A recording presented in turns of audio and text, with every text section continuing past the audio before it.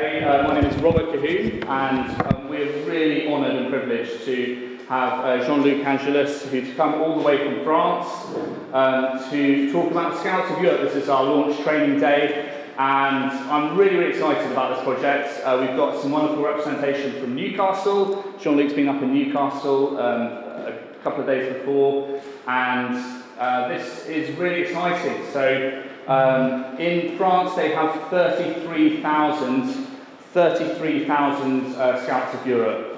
So we're just starting in this country. In Ireland, they have 100. They started 4 years ago.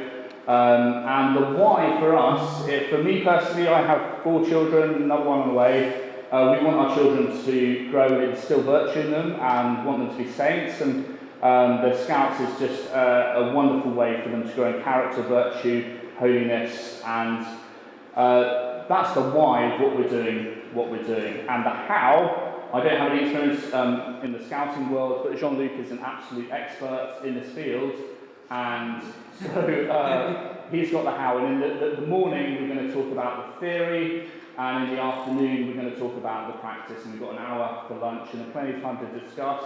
We really want to have committed people to join, who are really dedicated to this for the next 5-10 years. So he will give us all the expertise in that regard.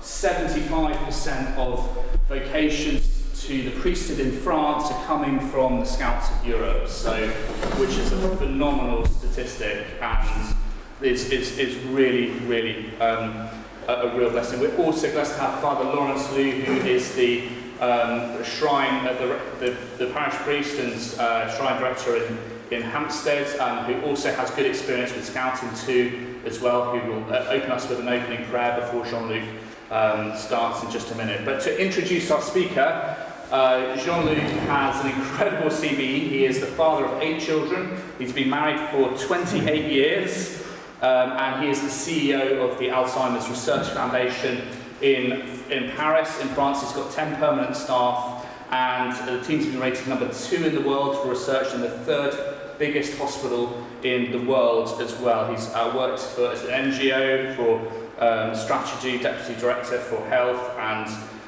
he speaks English, German, Russian, Serbian, plus other Asian languages too. His scouting life, he started as a wolf cub in 1978 in Cameroon, and then he has experience setting up scouting all around the world as well. He's only 3 months into the commissioner role at the moment, which is a 3-year term for the Federation of the Scouts of Europe as well. So he's been the Federal Commissioner's Assistant since 2001, and yeah, just absolutely huge in France. He's been the Province Commissioner's Deputy, training camp leader, and so just a huge wealth of experience. So Jean-Luc, it's a real privilege. Thank you for sacrificing your time to be here. What we want here is we want the Scouts of Europe to flourish in the United Kingdom, and with Newcastle and with Bedford, we believe we have enough to start, make a small start, with the commitment and the consistency to really see this grow into what you have in Ireland and what you have in France as well. So we really want that. Padre Pio was given everything that he wanted, and if we're with God, then we will see the same things happen here. So thank you for sacrificing your time away from your family at this difficult time to travel. It's a privilege and honour to have you here, and we're so grateful for your expertise. Your expertise and your advice and help as well. You've been enormously helpful. I know that you'll come back as well. So, Father Lawrence, would you like to open us with an opening prayer, and then I'll pass over to Jean-Luc. Do you want to come to the front, and we'll just start with an opening prayer, and then we'll pass over to Jean-Luc, who will give us the training. Yeah. I'm going to lead you in the prayer of the guides and Scouts of Europe. In the name of the Father, the Son, and the Holy Spirit. Amen. Lord, make of us an instrument of your peace. Teach us to respond to hatred with love, to discord with unity, to error with the truth, to disorder with the clarity of your kingdom. Make our hearts upright and open, that we may see your face in each and every companion we meet on the crossroads of Europe or of the world. We ask this in the name of Jesus the Lord. Amen. In the name of the Father, the Son, and the Holy Spirit. Well, thank you very much. Please give a warm welcome to Jean-Luc Angelus. Thank you very much, Steve.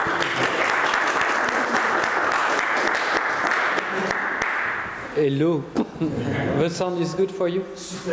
Super. So maybe we can continue in French. So thank you for your warm welcome. I'm really happy to be with you today. It's due to my work, in fact, because I was not supposed to come to England very soon, but I've took this opportunity to meet you. Thank you so much, and I'm really enthusiastic about your goodwill and what you want to do all together. And what is very precious for me is that there is a lot of men among us, and starting with men of goodwill and the women of goodwill also, for sure. It's always a great joy for us, and I have no word to tell to you how I'm happy to be here today. This morning, as said Robert, we'll see some more pedagogical things, and this afternoon it will be very concrete things to organize the setup of an organization like yours. And it will be, I hope so, very fruitful for all of us.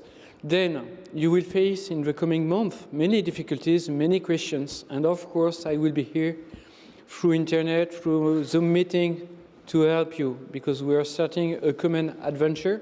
And this adventure is an obligation for me not to let you alone without any advices and lost in the middle of nowhere. It's not the scout spirit. We are used to have got a good compass. The compass is the Christ for us. But even that, we have got also a scouting method, a scouting pedagogy, and that we will see. I've decided today to start by the oldest one, not by the Wolf Cub. You will tell me maybe why. Because it is the last stage of the training of our scouts. And you must understand that some of you will become leaders, and these leaders will have to live in the spirit of the rovers. Even we are chiefs, we are leaders, we are all living in the spirit of the rovers.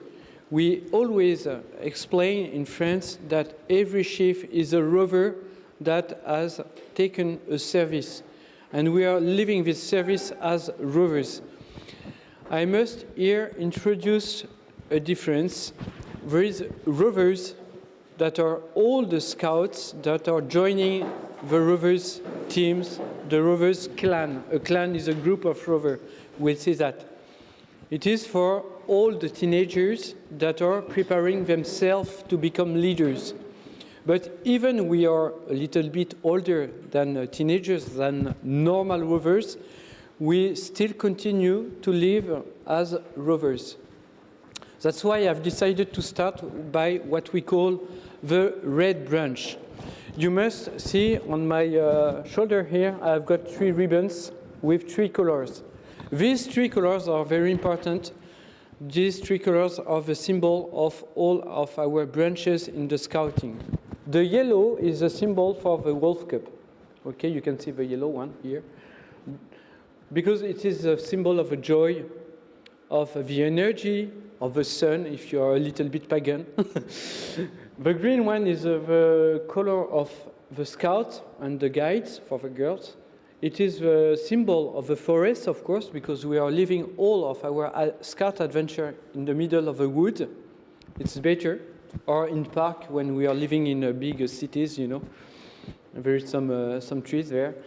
And it is also the symbol of the hope, as you know, and the symbol of everything that is growing in the nature. And it is a very particular moment in scouting between 12 years old to 16 years old, when our young teenagers are growing a lot. It's a very difficult time in the life of our teenagers because there is a lot of changement. We'll see that. And our scouting method is well adapted to help the children to improve themselves and to become young and responsible adults. Then we have got the red color. It is the color for the rovers or the senior guides. We can call also them the wayfarers. And it is the symbol, the red is the symbol of blood, of love, of sacrifice. It means that as rovers, we are able to sacrifice our life if it's needed. And we see in the ceremonial of the rover departure, we'll see what it is a little bit later, we see that sometimes it's more difficult to live than to die. And facing the responsibility of the President of Union, I can tell you that's true. So that's why I start by the last stage of our pedagogy. I think if you have understood that, the rest will be very simple. And I really thank Isabel and Simon to be here, because if I miss some word in English, they will be very helpful. And I hope you will forgive me for my broken English. I'm still a froggy legs guy, you know. So, the road and the rovers. Here you can see a clan, okay? A clan is a group of rovers. So, it is, as I told you, the last stage. I don't know if you can read well, but I will send you maybe I give you, no, I don't. I will send you everything on a USB key like that. You will correct my translation, and you will be able to understand it. Okay.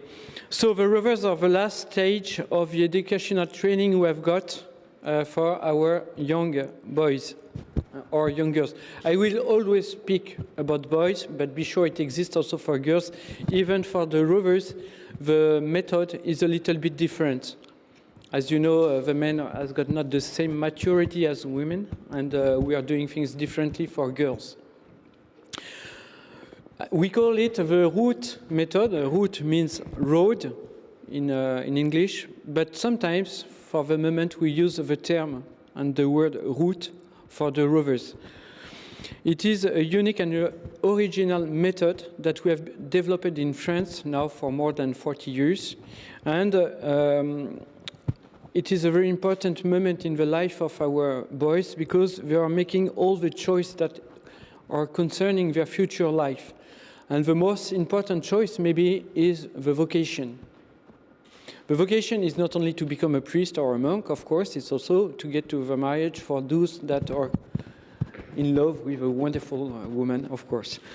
I mean from the boys' side, because we don't mix boys together, you know.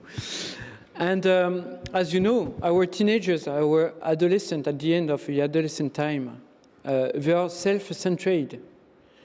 They are a little bit selfish. It's part of the evolution of the children. At the rover stage, we will teach them how to give from them, from their heart, to the others. It is the way of service. And as a leader, even I am old now, I am always considering by the other leaders in my association, in the French association, as being a rover that is in service. And I've never to refuse a service when people ask me. It is the meaning of rovers. We are in service. I will put the screen like that. I will see it better to read it. So, I go fast here because I want to allow you the time for questions after each presentation. The road is about all a lifestyle. Our founder decided that the style of a rover will be the style of the pilgrims. Because in Europe, we are lucky, we have got a great tradition of pilgrimage. In every European country, we have got a lot of pilgrimage places. When you go to Saint-Jacques-de-Compostela, or when you go to Trondheim in the north of Norway or something like that, a country like that, I don't remember the right country, we have got a lot of pilgrimage. The Mont Saint-Michel, for example, also in France, and there are other pilgrimage in Germany, in Ireland, etc.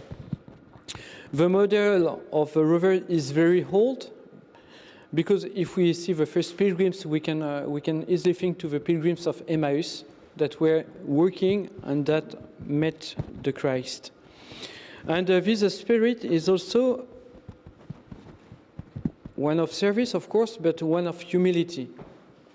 At the time when we have got all the scouts that are joining the clan, the scouts are very proud.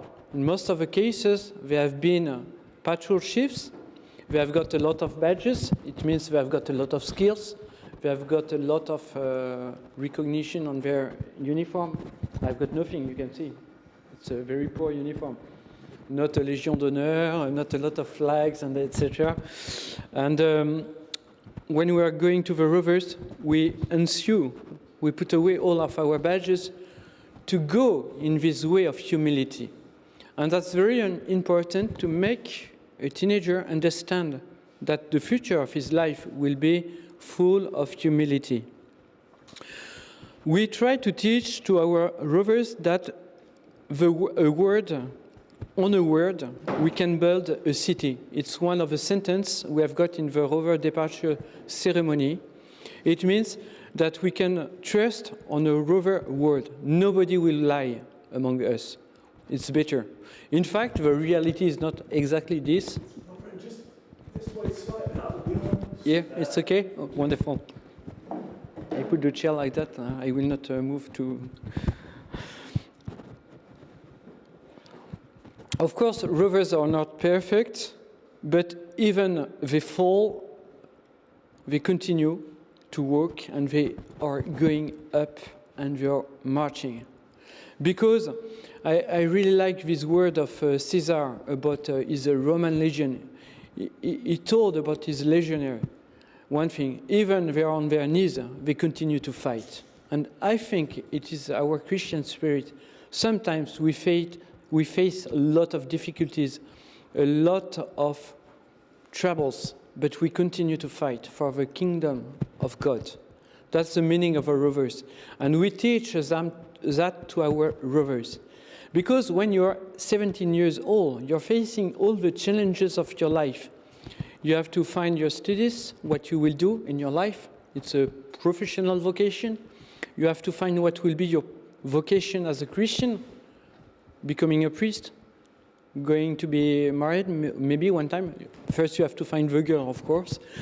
But before finding the girl, you have to be strong enough in your heart. It is what we are trying to do with the rovers. And we are continuing this big pilgrimage of life, stick in hand.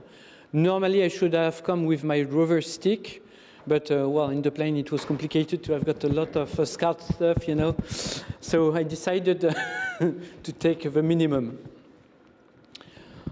The Young Rovers Roads, Life at the Clan. It is the next chapter of this presentation. The route is a time of training for our young rovers.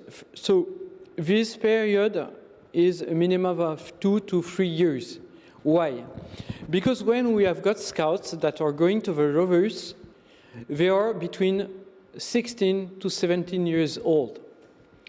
And they will, maybe one day, become leaders. It will be their turn.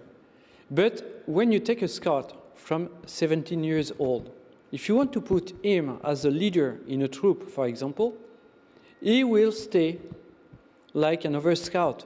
He will play a lot, he will jog a lot, but he will not be an adult that is going to give some education to the other children. That's important for them to have got these cuts for 2 or 3 years, because like that they can improve themselves, they can learn, they can make training camps, and they can become more adult in their mind. Especially for the men. Because for the women, maybe there's more maturity, but for the men, they are always playing. And well, there is Isabel here, and there is another woman, okay? You face sometimes that all the men are always little boys.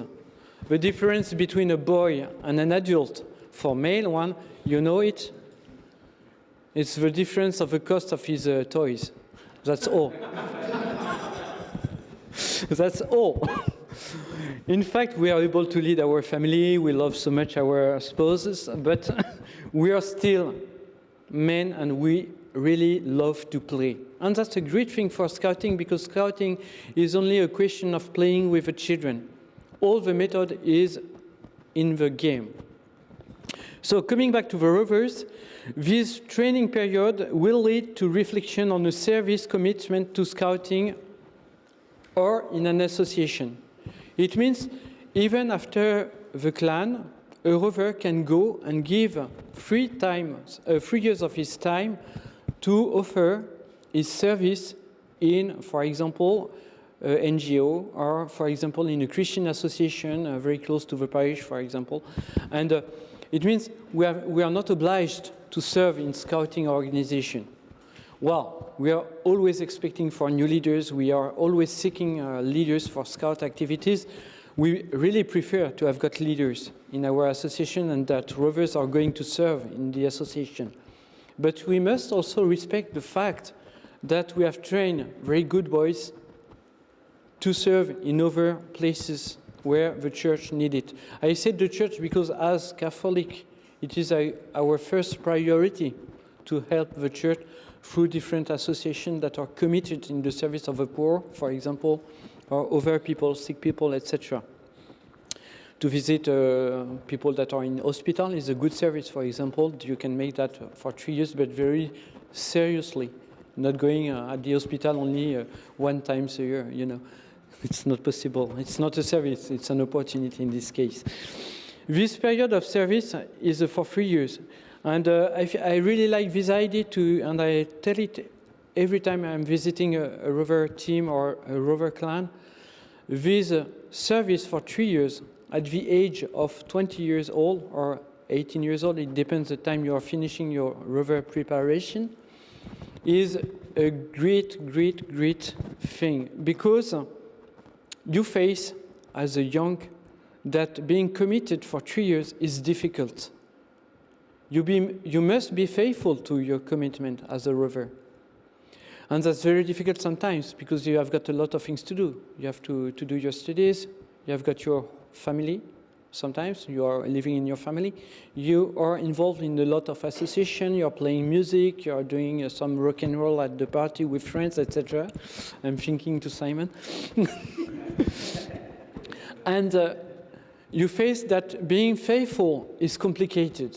But when you have learned as a young man to be faithful during 3 years, you are able to think that you will be able to be faithful during all of your life for the next involvement that is most essential, I mean your vocation.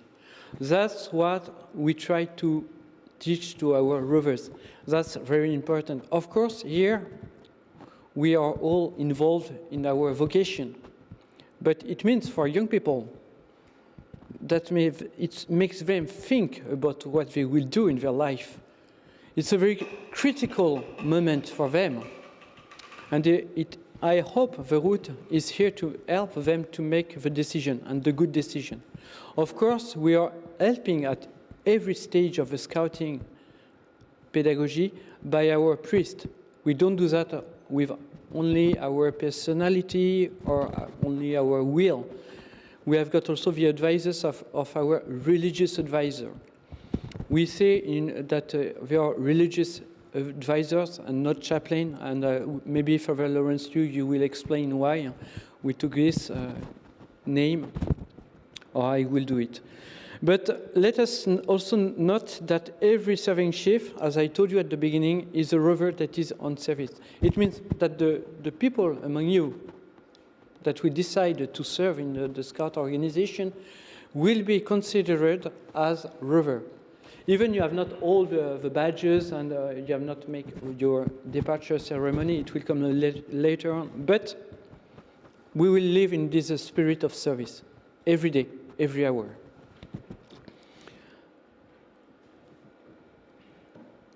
Oh, this slide is very heavy.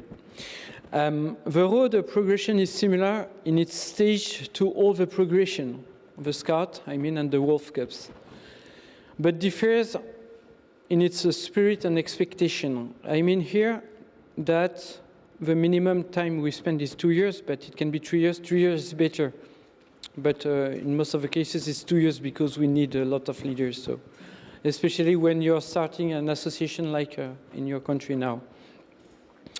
Rover Scouts are organized in teams.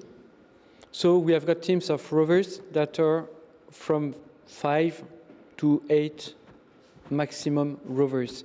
It is one team.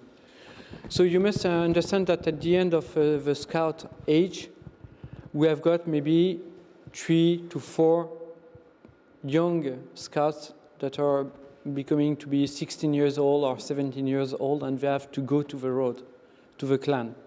And they are constituting the first team of rovers in a scout group. The chief, it's just a question of vocabulary now, the chief of a team of rovers is the team chief, and also the leader of all the teams of rovers is a clan chief. I don't know why we took the name of clan. We are not the Ku Klux Klan, of course. It was a name that was taken in the past, but for us it means that it is a group. It was to differ from the troop, that is the unit for scouts, and the Wolf Cub Pack, that is a unit for the Cubs. So I put the CC, clan chief, and the CCA, clan chief assistant. The clan chief assistants lead a team of rovers. So I explain you how it works for teenagers between 16, 17 to 18, 19, and sometimes 20 years old.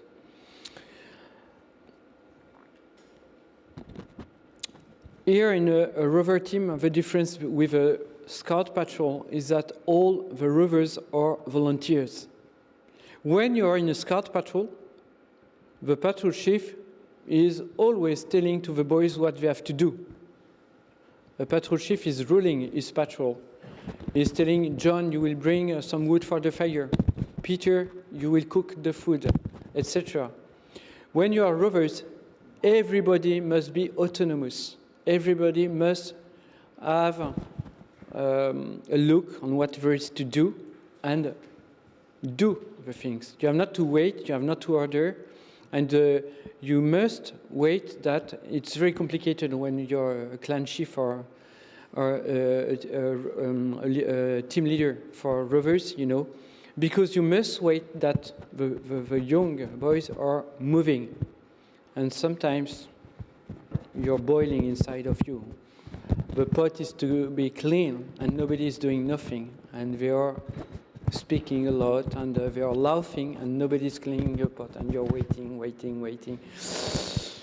In fact, it is normal, because when you put a lot of people that has got a lot of competences, a lot of skills, that are our patrol leaders that are going to the rovers, you know, in a group of people, when there is a lot of competences, people don't do nothing if there is not a leader telling what to do. We can see that in our daily work. If there is not a leader, nothing is going to happen. That's why I'm a CEO. If not, my team will not work. It will be a chicken without head, you know. So we are waiting. And one day, well, I hope it will not be one full day, but at one moment, one is telling, oh, the pot is dirty, I will clean it. That's good, because they are discovering the autonomy. They are discovering that they can involve in very small things. It means that we have to make them understand they are adults, and they are no more children, and they have to size their life. Well, I've been a rover chief for a long time. Of course, I told you the theory. But sometimes it's important that the leader of a clan say, okay, now you move, you are going quickly, you do your services, I want all the camp to be clean in 1 hour. Because if you let them too free, they are doing nothing, and you can waste your time. So we have always to balance the way we are educating them at this age and the way we have to give some orders. Here are the 3 stages of the rover progression. We have got EP, RP, RS. I will start by the last stage. RS, it means Rover Scouts, okay. RP means Rover Pilot. And here it's the French word, équipier pilote. We will say pilot in English. But we have not badges at this stage for the moment in English. So at the beginning, after 3 months, the rover said to the clan chief, I'm agreeing to continue in the clan. because here we want him to decide to stay and to participate to all the activities. It's very important because it is from his own will that he will be committed in the clan. Then after, we've got what we call a long trail. It's a raid of 3 to 4 days where you have to walk a lot, to pray a lot, and even you don't want to pray, I will explain why you will pray. And after this, you decide to involve yourself for a 3 years service in a scout unit or in a Wolf Cup unit, for example. And when you have finished this service of 3 years, you are becoming a Rover Scout. But here you have got like a godfather that is preparing you to become a Rover Scout. You don't do that by yourself, on your own. So the long trail is quite awful because it's a huge challenge for our young rovers. They have to work, for example, in 3 days. When I was becoming a rover pilot, I have to work in 3 days, 140 kilometers. I've got my bag, I've got all my food in my bag, and it was quite difficult because it was among hills, and I have to go and to achieve my long trail. And I said, you're obliged to pray, because after the first 40 kilometers, you say, I will never finish my trail. And you are taking your rosary in the hand, and you are continuing. And I can tell you, the one that has wear my backpack was Our Lady. It was not me. I was not strong enough. I was facing difficulties with rains, storms. It was an awful trail. But I prayed all the time. Every day during this long trail, we have to give a service, a free service to somebody we meet. So the most awful is when you meet a farmer that said, well, I've got a lot of wood here. You have to put this wood there. And you said, well, it will take 2 hours, but you do it.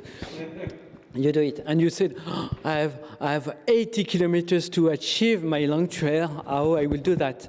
But you are doing it, and you're facing one thing, and it's very important, especially for men. You're facing one thing, that when we are exhausted as men, we go deeper in our hurt. We are able to pray much more. The woman has not this difficulty.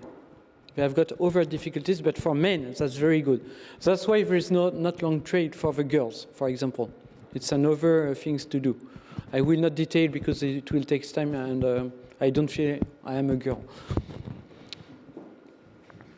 Here, so I put the definition of équipier pilote. I put it in Latin, estote parati. It means be ready, be prepared.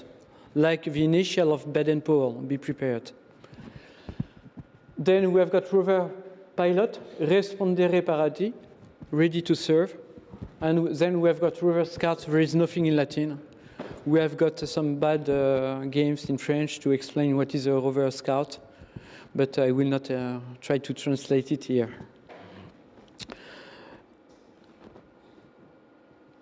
What is important at the stage of a rover pilot is that it is normally the second year is living in a clan, and sometimes, and it is my advice, is going to do the first training camp to be ready when he will start his service in a unit. For example, if he's going in a scout unit, he will do his first training camp to become a scout leader.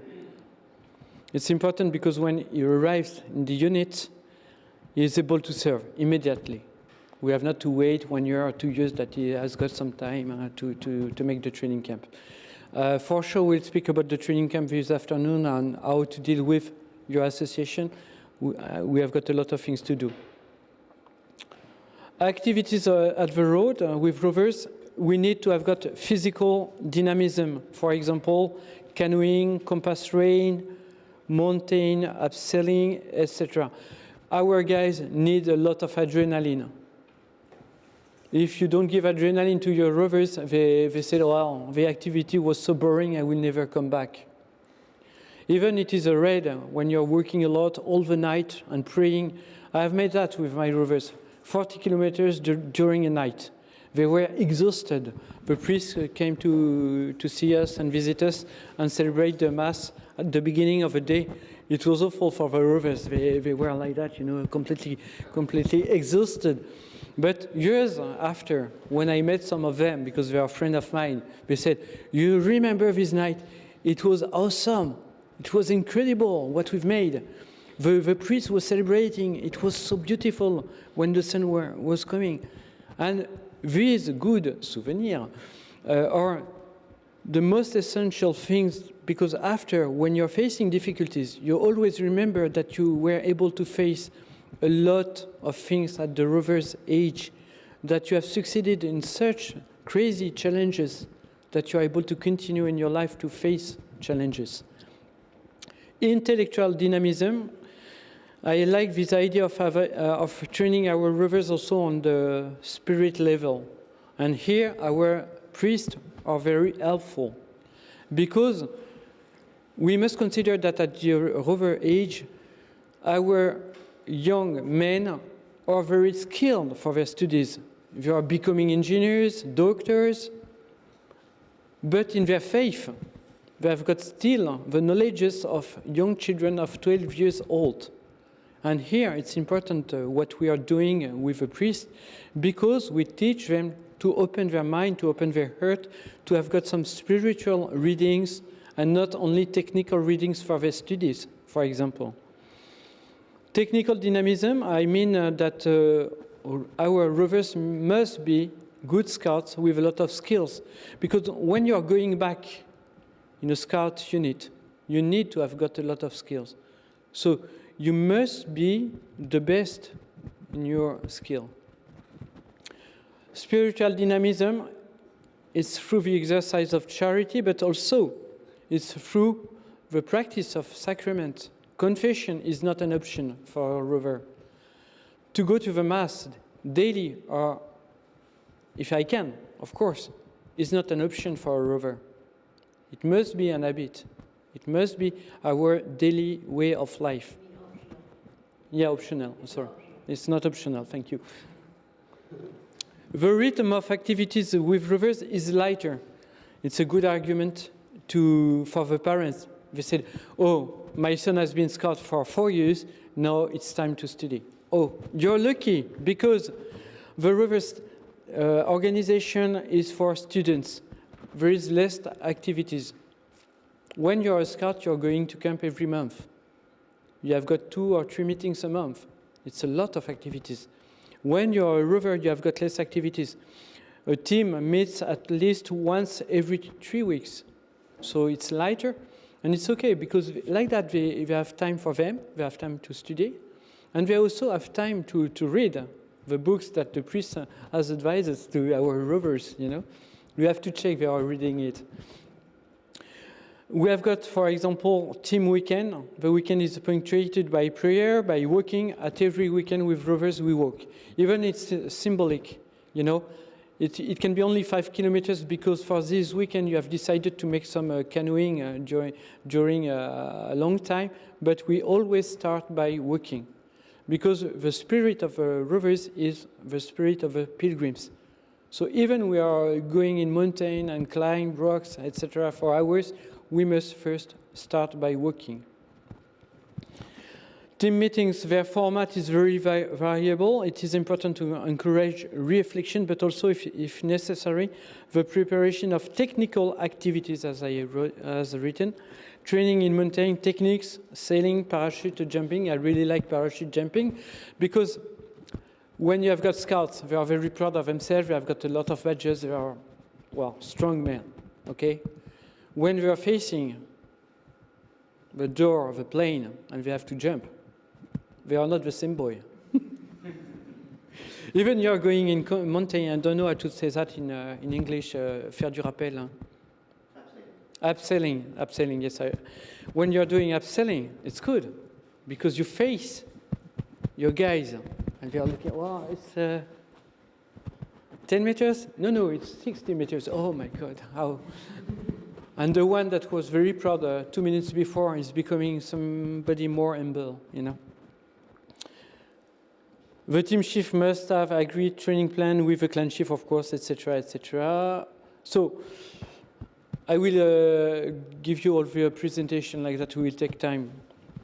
So, the essential elements of a day on the road. We have got what we call the road hour. It means that we take a full hour to pray, alone. So when you're in the countryside and you see, by hazard, a Rover Clan, and you see all the rovers alone, like stones in the middle of the field, telling nothing. They are praying. They have got, for example, their Bible or some spiritual text that you have chosen with a priest, and they are praying for 1 hour. It's very important because I want to give you the experience of one of my sons that went to the first pilgrimage of Vézelay in France. It is the national pilgrimage for all the rovers. He came back and I asked him, what was the most great discovery for you? He told me it was wonderful. I've discovered the road hour. And the priest explained us how to pray. I feel sad. I'm your father. We are praying every day in our family life. And you tell me now you have learned how to pray. But the priest has made a best job than me, in fact. I must admit it. Because he explained to the rovers that we have to take a time of silence, a time to thank God, a time to pray, a time for the readings of the gospel, a time for meditation. And he came back in our house and he said, I will continue now, day after day. And it's what we teach to our rovers, to continue in their everyday life, the road hour. Even they are able to do only 5 or 10 minutes in their house, it's a good start because it introduces them to a daily life with the Lord. You want to... Just a bit noisy. Okay. Still pray.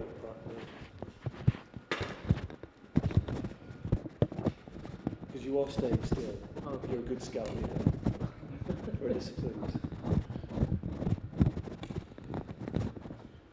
So working, I will not add more. You have seen and I have spoken enough about working. Initiative, so it's to become an adult. You don't wait that everything is being done around you. You are taking part of the activities and the service. Charity, every day on the road is an opportunity to practice charity. For example, you're facing difficulties with another rover, you are practicing charity. You're speaking with him very friendly, even he's aggressive. It arrives sometimes. I remember when I was a young rover, one of my rover was very, very aggressive against me. I don't remember the reason, and suddenly he knocks me. Wow, completely crazy. I was angry. I want to knock him in return, and I really like to fight. I've made many karate, and I was able to destroy him. I was 17 years old, full of energy, and ready to kill him, really. And because I was a rover, I thought to what told the spiritual advisor, you must love your enemy. And I said, he's not my enemy, he's a Christian brother. Even he has got difficulties with me. And it was a big fight inside myself to forgive him and to say, okay, stop it. And you cannot imagine how I was furious, how I was angry, ready to kill him.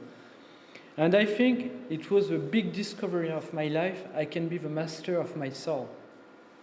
And I can dominate all that was inside me at this moment. And it is what we are teaching to our rovers through the exercise of charity. Of course, there are other opportunities that are less aggressive. Faith. No faith without a minimum of prayer life. It is very important. Here, the priest that is working also with the rovers is very important because it teaches the faith to our younger people, and also is making them understand that the prayer is something that is normal.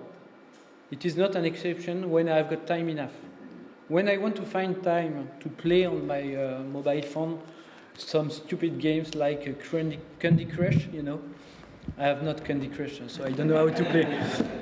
Well, you can play chess. It's my sin. I like chess. They have to understand that they can be good Christian and pray and take time for praying. I remember a priest, a friend of mine, that told me one day, every boy has to find the proper hour to pray in his daily life.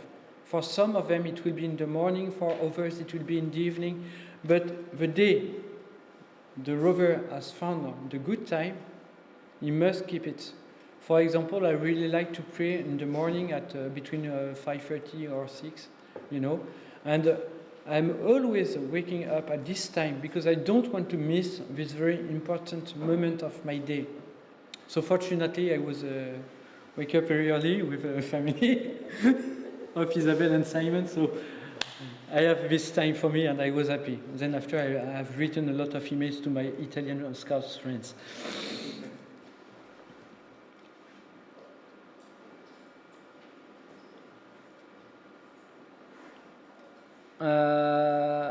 Okay, so I will pass. So I want to say that maybe it's a little too thin, but it's a very good example of what we do with Rovers during the year.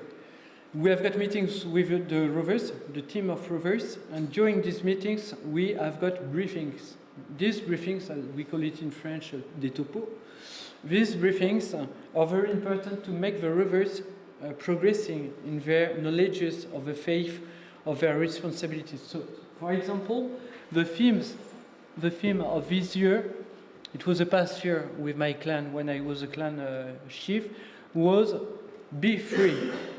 And we take each month, be free from something or from another thing. So, be free from addiction. Be free with body control. Be free keeping a pure look of everybody. Be free exercising your will. And I give examples here, so I'm reading on my screen. It was a theme on some details. So, for example, exerting the will, knowing how to choose and how to give up. Okay, it's very important, how to choose and how to give up. For the addiction, it was where am I with tobacco, for example, with alcohol, and over addiction. I will not tell more, you have all understood. And it's very important here that you have got some stakeholders that are helping you, because you are not an expert as a clan chief for every subject. So the priest of the clan, of course, can help you. For example, I put for keeping a pure look, being pure in his mind, the priest was the best person I have got for that. To explain them, then when they see a girl, they have not to imagine a lot of dirty things, for example. And they can have a different spirit and see a girl like a daughter of Our Lady. I am a Christian, I'm a Catholic, I'm respecting Our Lady, I'm praying her. If I'm seeing in another girl a daughter of Our Lady, wow, it's so different than seeing some piece of meat, I will eat. Another point, for example, was I took an army officer for body control. Because at this time, they have to be the master of their body. And they are growing a lot and they have got full of energy. So this officer was very good. He started the meeting by making a sport, a training for 15 minutes. And they were exhausted because there was a lot of push-ups, etc. And after he said, now you're exhausted, you will hear me. So it was a good introduction. We have got also a company manager that came to speak about the exercising of the will, etc. So I will let that you, but this work is the work of a clan chief that is preparing a team, for the year, with the team leaders. They choose a team, and then after we develop it during the years.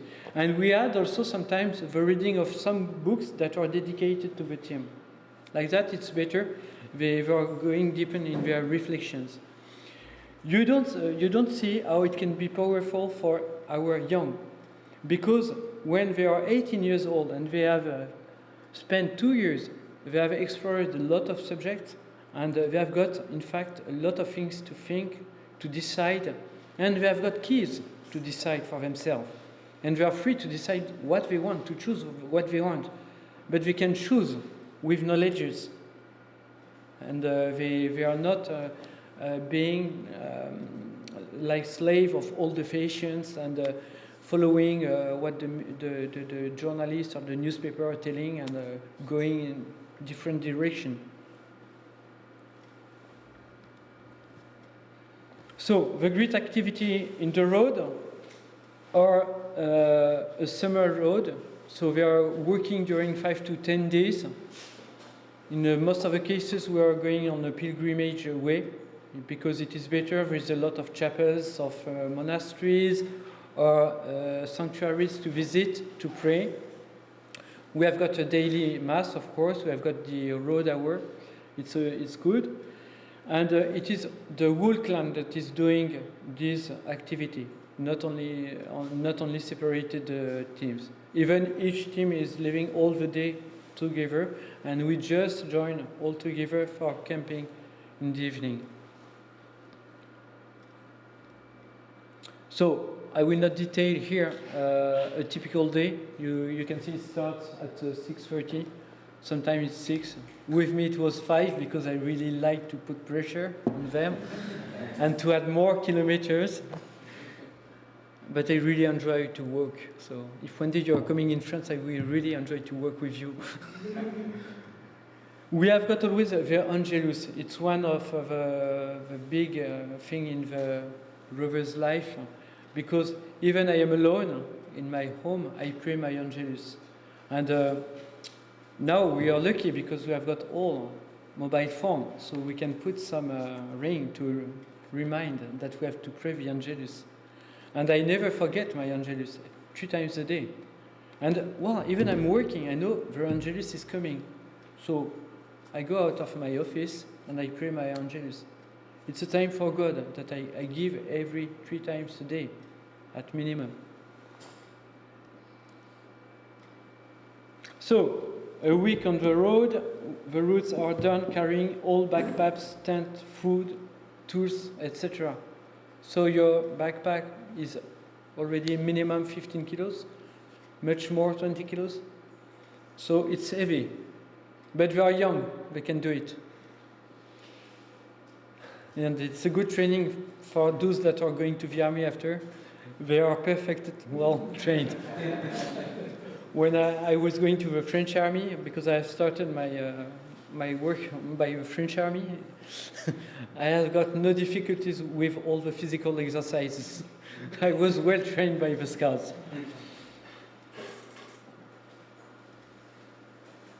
So we have got a thing that you will face in every stage of the scouting method. It is the pedagogy of council. At every level, we are having council. A council, we are all sitting in a round circle, and we are taking the advice of every guy. Why? Because it's very important to know what they feel. And you are starting by the youngest, usually, because he has got less experience, and because the oldest one sometimes has got more character and are kidding with the leaders, so it's better to start by the youngest, even they are rovers. And this pedagogy of council we are practicing till the summit of our organization. In the federal team that I represent as a president, we are doing council. So at the end of a weekend of work, we all sit together and we say, okay, Natalie, tell us what do you think about the weekend. These things were good, these things were bad. I really don't appreciate, Jean-Luc, when you told that to me because I found it too aggressive. It's a free speech, but it's very important because we are working as Christian brothers. And you know that in a family, we tell everything, and then after we have the others to forgive us. And this is a spirit we have to live it at every stage of the scouting. Because without this, we cannot ask people to forgive us, we cannot make better activities, and we are not able to understand that the others are thinking differently sometimes. And I am not intelligent by myself, even I have prepared a wonderful activity. Maybe there are some lacks in my activities. Maybe I have made too much things alone, without splitting the responsibilities. And the others can tell me, you said, Jean-Luc, that you were exhausted at the end of the weekend, but you don't give us anything to do. So don't complain. Give us more work, you know. That's very important. And I know that, you know, in my own foundation of researchers, I'm doing exactly the same thing. I don't tell them that it's the pedagogy of council, of course, but when I've got a meeting, I ask them, what do you think about what we have done? What will be the next step? What are you imagining for the future? How you will proceed? And let us find all together the good solution, the better solution. And to manage people, that is wonderful. In fact, it is not the scouts that has invented this. It is the monks with their chapter. When they are meeting every day in a monastery for a chapter, deciding things, asking the others to forgive them, etc. It is a real Christian spirit to live all of our scout activities. And when you will start as a team, a national team or local team in Bedford and in Gates. Thank you. I will remind one day. When you will start, I beg you to make one council a month all together with the leaders to say how we can do better. Maybe I made a mistake, forgive me, but we must do that. If not, it will be a disaster in a very short time.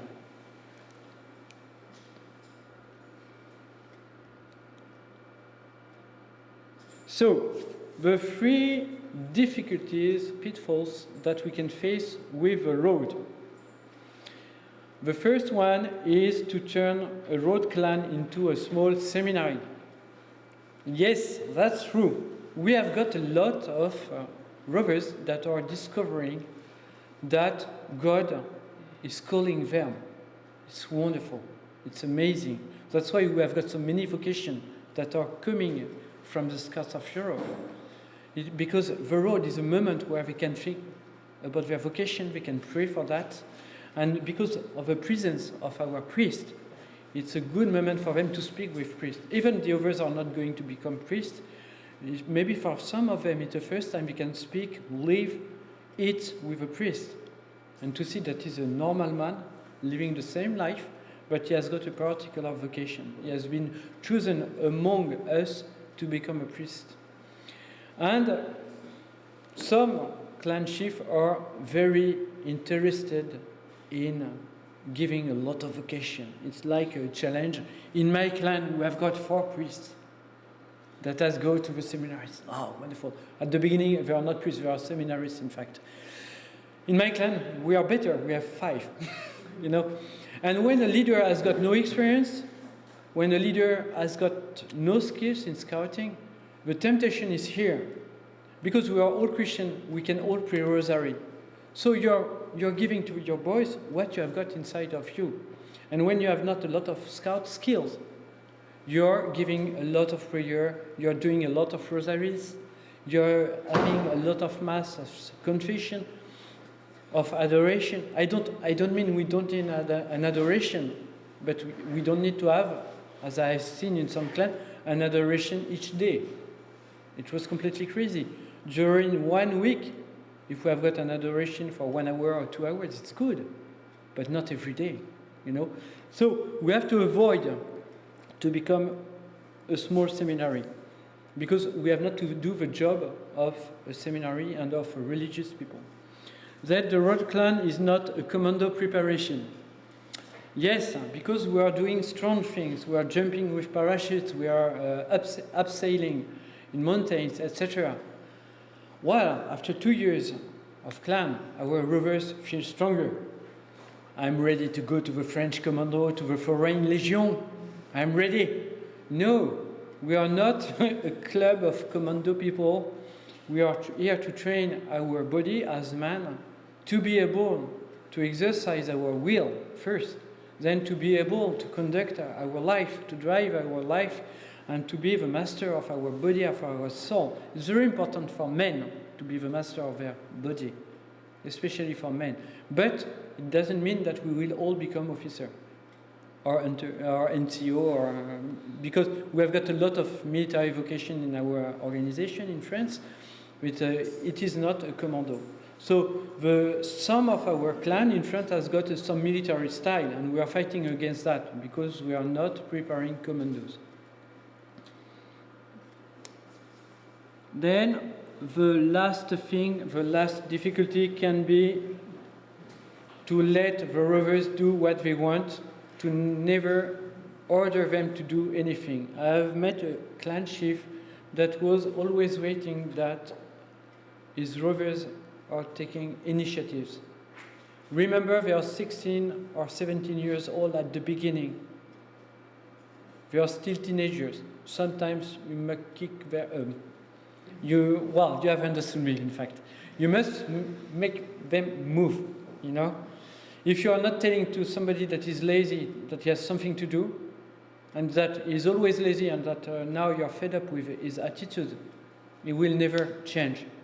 And it is a posture of education that is very complicated at the road, because we have always to balance the time we wait till he's taking the initiative, that the time we have to react and putting him in action. So, as we said with the rovers, if you miss the road, do it. It means when there is something to start, we have to do it, and we will start it. And maybe it is what we are doing today. We are starting an association, and I'm very happy for that.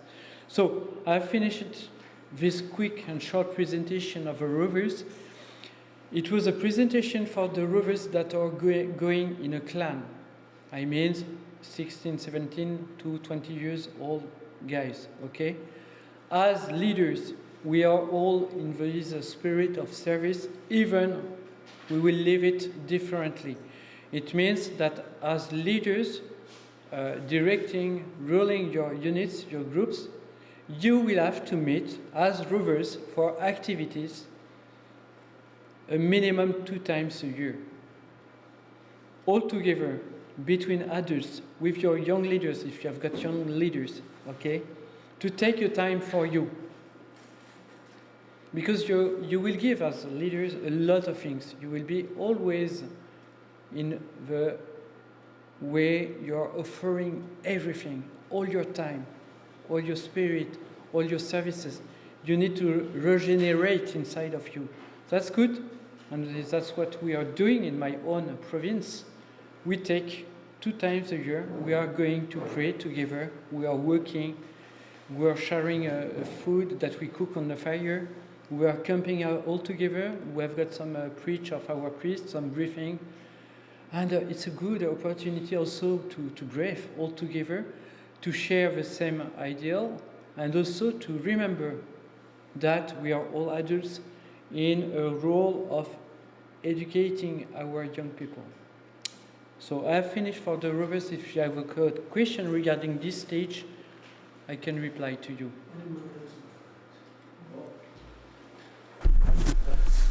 Any questions? Hello, Jean-Luc. This is probably because I didn't hear it properly, but I understood the rovers, and then so the team chief of each rover clan of 5 to 8 people. Yes. That is someone older, right? That's an adult. It is a rover himself. It's so among that 5 to 8. Among that 5 guys or 8 guys. Fine. Usually, when you have got old rovers, I mean that you are in their second year. Yeah. You put them as a So chief. usually the 19-year-olds will yes. be the chief. And sometimes we ask them, some of them, to stay as a rover team leader, you know, because we need to have got some experienced guys. Yeah. Fine. So your chiefs come from there. And the clan chief? The ideal is that we have got clan chief that are between 28, 30, okay, and much more older. Why? Because we have got an experience of a life. When you're with guys of 20 years old or 18 years old, they are fascinating when we have got a clan chief of 30 years old. Yeah. Because in most of the cases, this clan chief is married. Sometimes he has got 1 or 2 children, and it is a great dream for a rover because he is at the time he is expecting to be married. Maybe he has got a girlfriend living with her very respectfully, of course. He's not a sinner. Yeah. And he's looking after the children. He said, oh, wow, it's amazing. What it is? It is the children. They love so much, they've got children. Wow. And it makes him understand through the example, the living example of a clan chief, what it is to be involved in this life, and what is the choice of a vocation. We always face these very particular things in France with our good clan. It is that the choice of a vocation is made by our rovers earlier than in the rest of the French society. For example, when they decide to go to the seminary, they decided after 2 years of clan, or 3 years. They don't wait 10 years. When they want to be married, they decided to be married in 2 or 3 years. When they have met, of course, the girl, of course. It's it's necessary to find somebody before. And I'm always surprised to see young couple that are getting to be married in France, because they have made this choice of a vocation. So when you see young couple of 22 years old, 24 years old, in our modern society, it's not so common. People are waiting till they have achieved something in their job. I want a better position before getting married. You will never get your better position. You don't know. You can lose everything in one day. So, and I was asking a friend of mine also that was working for the pastoral of the young workers, you know. And I asked him, what is the pastoral of the young workers, the young people that are starting to work? What is the meaning of what you're doing? He told me, well, I help the man to decide, to take action, to go to the marriage, and I help the women to be patient. Wow, very interesting. So what we are facing with the rovers, we want them to become more mature, to get more maturity. Okay. Yes, Paul. Yes, I have a comment and a question. Firstly, I'm really glad you mentioned the Angelus, because I think a lot of us here will have a devotion to the Angelus, especially those of us who are involved with our national shrine of Our Lady of Walsingham, where there's a big theme of the Annunciation and the Holy House of Nazareth. So hopefully a lot of us here would already have that kind of spirituality of the Angelus. And the question is about rites of passage, rite as in R-I-T-E. So my eldest boy is 12, will be 13 next October. And I kind of look at that as being the age of moving from childhood into adulthood. When we think of Jesus going up into the temple when he was 12, you know, and staying behind, speaking with the rabbis and so on. And in a lot of cultures, like in Africa and so on, they still have rites of passage round about the age 12, 13, 14. You mentioned here a kind of rite of passage for the rovers, the long field trek, the 140 kilometres and so on. It's an example. We have to adapt it for each guy, in fact. Okay. Yeah. So you have this rite of passage at age, sort of late teenage, like an endurance test. Are there any earlier endurance tests, such as when you finish the Wolf Cubs or within the Scouts or something, which would be some sort of step change, like a rite of passage, you know, a progression from childhood into adulthood? We will see that with the Scout presentation. That is the bad one I've got, because I made it in an emergency. So we'll see that. What is very important, what you said is really perfect, because our modern society are cancelling all the rites of passage, all of them. Why? I don't know. I'm not a sociologist. I cannot explain. But what is very good in the scouting is that at each stage we have got the promise. We have got a promise for the Wolf Cub, we have got a promise for the Scouts, and when at the end of a Rovers, when you are doing your Rover Scout departure, we call it departure because you have to live and to live in the world, It is you redo your promise. We have got these rights, and every stage you are going to another stage of scouting, it is a rite of passage with new habits to discover. And the boys, maybe that we are teaching scouting, that we are making them live of a scout adventure, are facing these rites of passage without thinking of it. They live it normally, you know, and they feel it with a great logic, because they experiment that it is very important to have got your promise when you're a scout, and then after to develop your skills and to become a scout of second class, and then to go a step ahead and to become a scout of first class, and to have got a lot of skills through the badges of competencies. And all these passages are very great for them to improve the man they have to become tomorrow. But it's a long adventure. Other questions? Yes? Clan chief. Is that a fixed term, or you said 28 to 30 years old? I mean, is that something which they will start and then after 3 years they'll do something else? What's the sort of term of service usually? No, it's not fixed. No. But in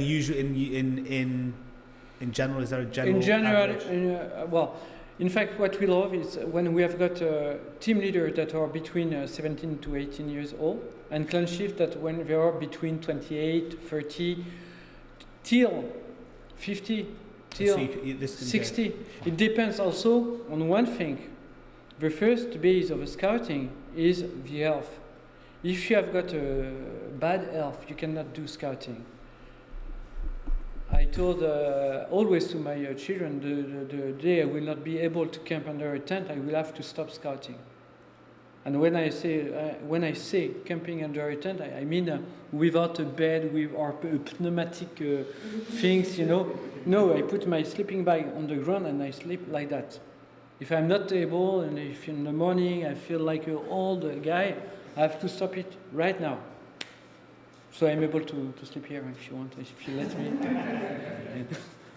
Simon tried yesterday.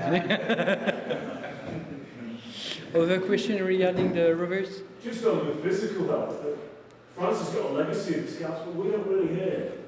I'd be worried if the kids just, like if you took the phone off a child, it would be like the collapse of the star and the black hole would appear, and then you're going to ask them to carry a 30-pound bag. Well, look, you know, and then the parents aren't used to kind of giving the children hard tasks. Yes. I'd be worried we just didn't even have the numbers of children that might consider it.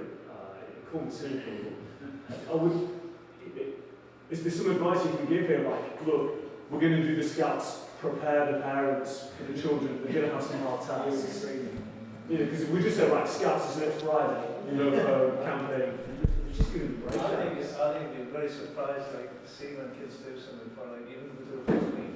I think the kids I think it's a long time story. David Powell gave the kids a lot of when the birds were teaching, and actually he was surprised how much he stepped up. I think kids will step up. I agree with you. I hope so. It's not with the younger ones. So Plug them in. They wouldn't be like doing the 50 kilo bags. Everything is prepared. Everything. And for example, when our scouts are going to do a raid, for example, they go by 2 at the level of the second class, because or by 3. They are not alone. They are going in the forest and doing a trail that we know, and they have got a mobile phone to be sure in case of accident we can intervene and we can go very fast to the place where they are. Okay, no problem. Even the phone is in a plastic bag with a seal, and they have not to use it during the raid. They use it only if there is some difficulties. And we let them free. In France it's possible, but for example in Ireland we cannot do that because the laws are different. So we will have to adapt the raid to the Irish context, and I don't know what is exactly the context in Great Britain, and maybe we will have got to adapt something. But for example, outing in France, we send during a summer camp our patrols to do outings. That's wonderful. They are going through villages and villages. They are discovering the countryside. They are asking people about the history of a village. They are doing sometimes some tricky, the scouts are.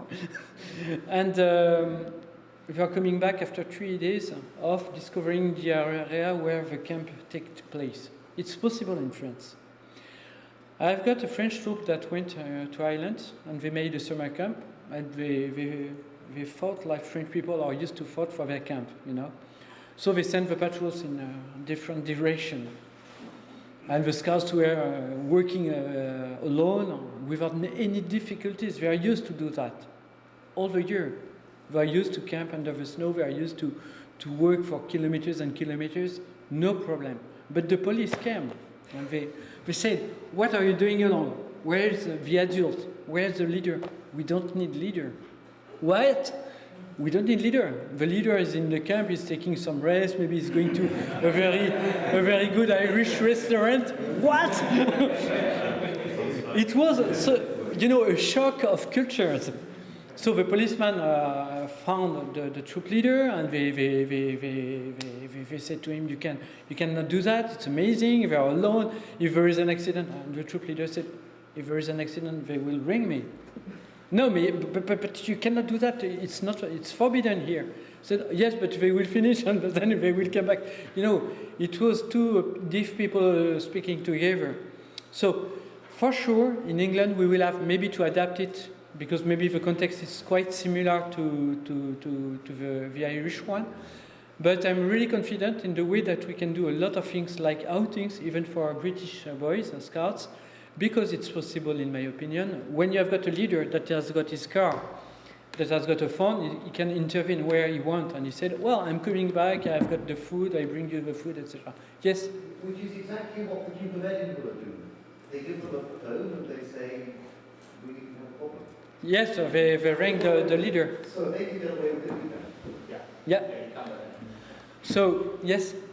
I was wondering, do you have like a sort of taster session or something like maybe for a day or 2 days where children could actually go to it and get a feel for what it is you do and what is sort of being expected of them, so they have an idea of what they're going to do when they turn up?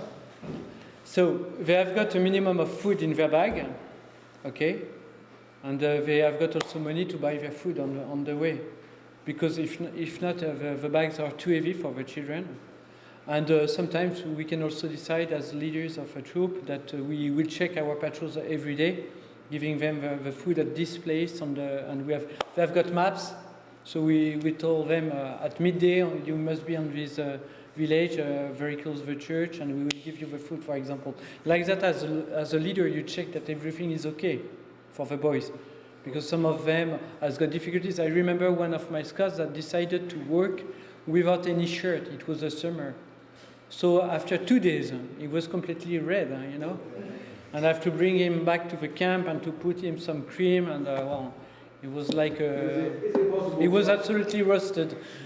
To go to France and watch for a day, is that your question? Sorry, I just realised I've lost in translation.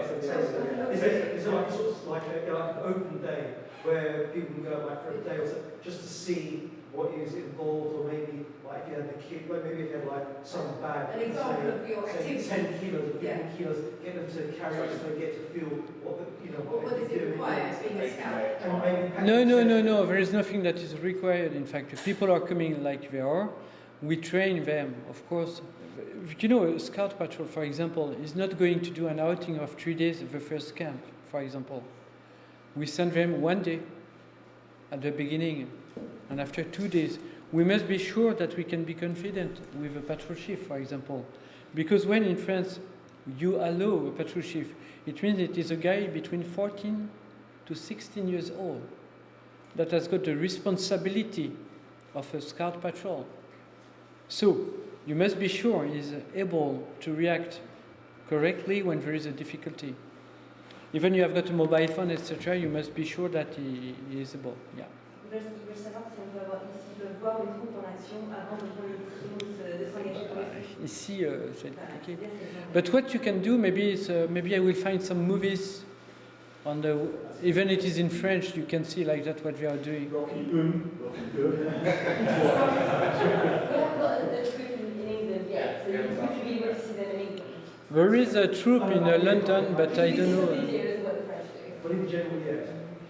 But be sure, we are taking care of the children. We are not doing things by hazard. Yes, Father Lawrence. Can I try and answer that question? Yeah. I mean, one of the things I've done in the last 10 years is try and introduce Scouts of Europe, go to Scotland firstly, and then here in England and London. London kids are very different from kids in the countryside. They don't even know what a tree is. Quite honestly. So what we can do, and what we have done in the past, and I would encourage you all to do this, if you have parents who are wanting to find out more, is I often, this is the theoretical training day, but you can also have practical training, practical days, where you bring the children as well, and you have Jean-Luc or experienced rovers who come along, and they try and do activities with the children, so they have a taster of the sort of things they do. Parents observe, but also parents then go for training sessions like this. This is what Martin Hafner did for us in Edinburgh. And we also then do a day with potential leaders where you form a patrol and you're trained like you're in a patrol. So then, because you've never been a scout, you don't really know what it feels like to be in a patrol. So then we are treated like children. You've got to do all kinds of activities. It's actually quite fun for adults to try and do that. But yes, that's the best sort of taster that you have. But I think ultimately, you want the child to be able to commit at the very beginning and say, you know what, Mom and Dad, this is like, signing up to go do swimming or to do gymnastics or whatever. I'm going to make a good go at it. And of course, if the child is miserable for whatever reason and he can't dig deep, then yeah, you can just take the child out, obviously. But there is no, we did try this sort of thing of arranging for one or two boys who wanted to find out more to try and attach them to a French troop. But that's quite difficult unless they're truly bilingual, because if they can't really speak the language, they find it really tough. So, but Ireland might be able to help in that regard, I suppose. They kind of speak English, don't they? I was going to ask, I'm interested to know, do you have kids who start later? Could you start at 16, or by then are you too far gone in terms of the formation? Really, is it you start by 12, or? You can start at every age. There is no difficulty to start. The only difficulty we will face it is when we are between two stages. When you're starting at 12, the question is, did I put my child with a Wolf Cup or directly to the Scout troop? And when you're starting at 16, the question is, will he go to the troop or to the Rovers? It depends on two things. First, on the units that still exist. When you have got no possibility to have got a troop, you have no choice, in fact. And the other thing is also the maturity of the children. When there is not a lot of maturity. Okay.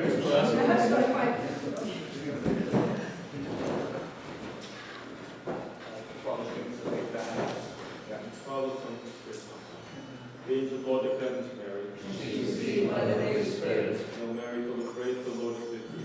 Blessed art thou amongst women, blessed is the fruit of thy womb, Jesus. Holy Mary, Mother of God, pray for us sinners now and at the hour of our death. Amen. Behold the handmaid of the Lord. Be it done to me according to thy word. Hail Mary, full of grace, the Lord is with thee. Blessed art thou amongst women, blessed is the fruit of thy womb, Jesus. Holy Mary, Mother of God, pray for us sinners now and at the hour of our death. Amen. Words of King. Hail Mary, full of grace, the Lord is with thee. Blessed art thou amongst women, blessed is the fruit of thy womb, Jesus. Holy Mary, Mother of God, pray for us sinners now and at the hour of our death. Amen. Pray for us, Holy Mother of God, that we may be made worthy of the promises of Christ. Let us pray. O Lord, we beseech Your thee, Lord, thy grace into our hearts, that we, through the incarnation of Christ thy Son, was made known by the message of an angel, made life passion and cross, with glory of his resurrection, with the Christ our Lord. Amen. may the divine assistance remain always with us. And may the souls of the faithful departed through the mercy of God rest in peace.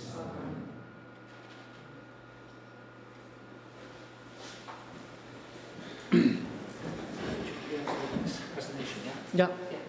We are going to the next presentation. So this PowerPoint has not been good and I have not time to reread it. So I will go very fast on some slides where everything is in French, still in French. So you can see, welcome to La Troupe. I mean the scout troop, okay? Here you can see a troop of scouts. It was during the 11th of November ceremony. It's a ceremony where we commemorate the soldiers that died during the First World War. And you can see a troop very proud of themselves, of course. Here we are with the scouts.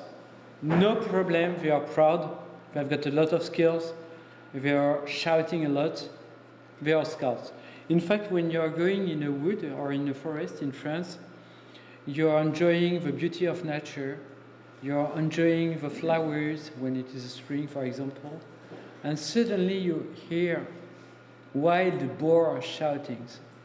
It means there is a scout troop not so far away.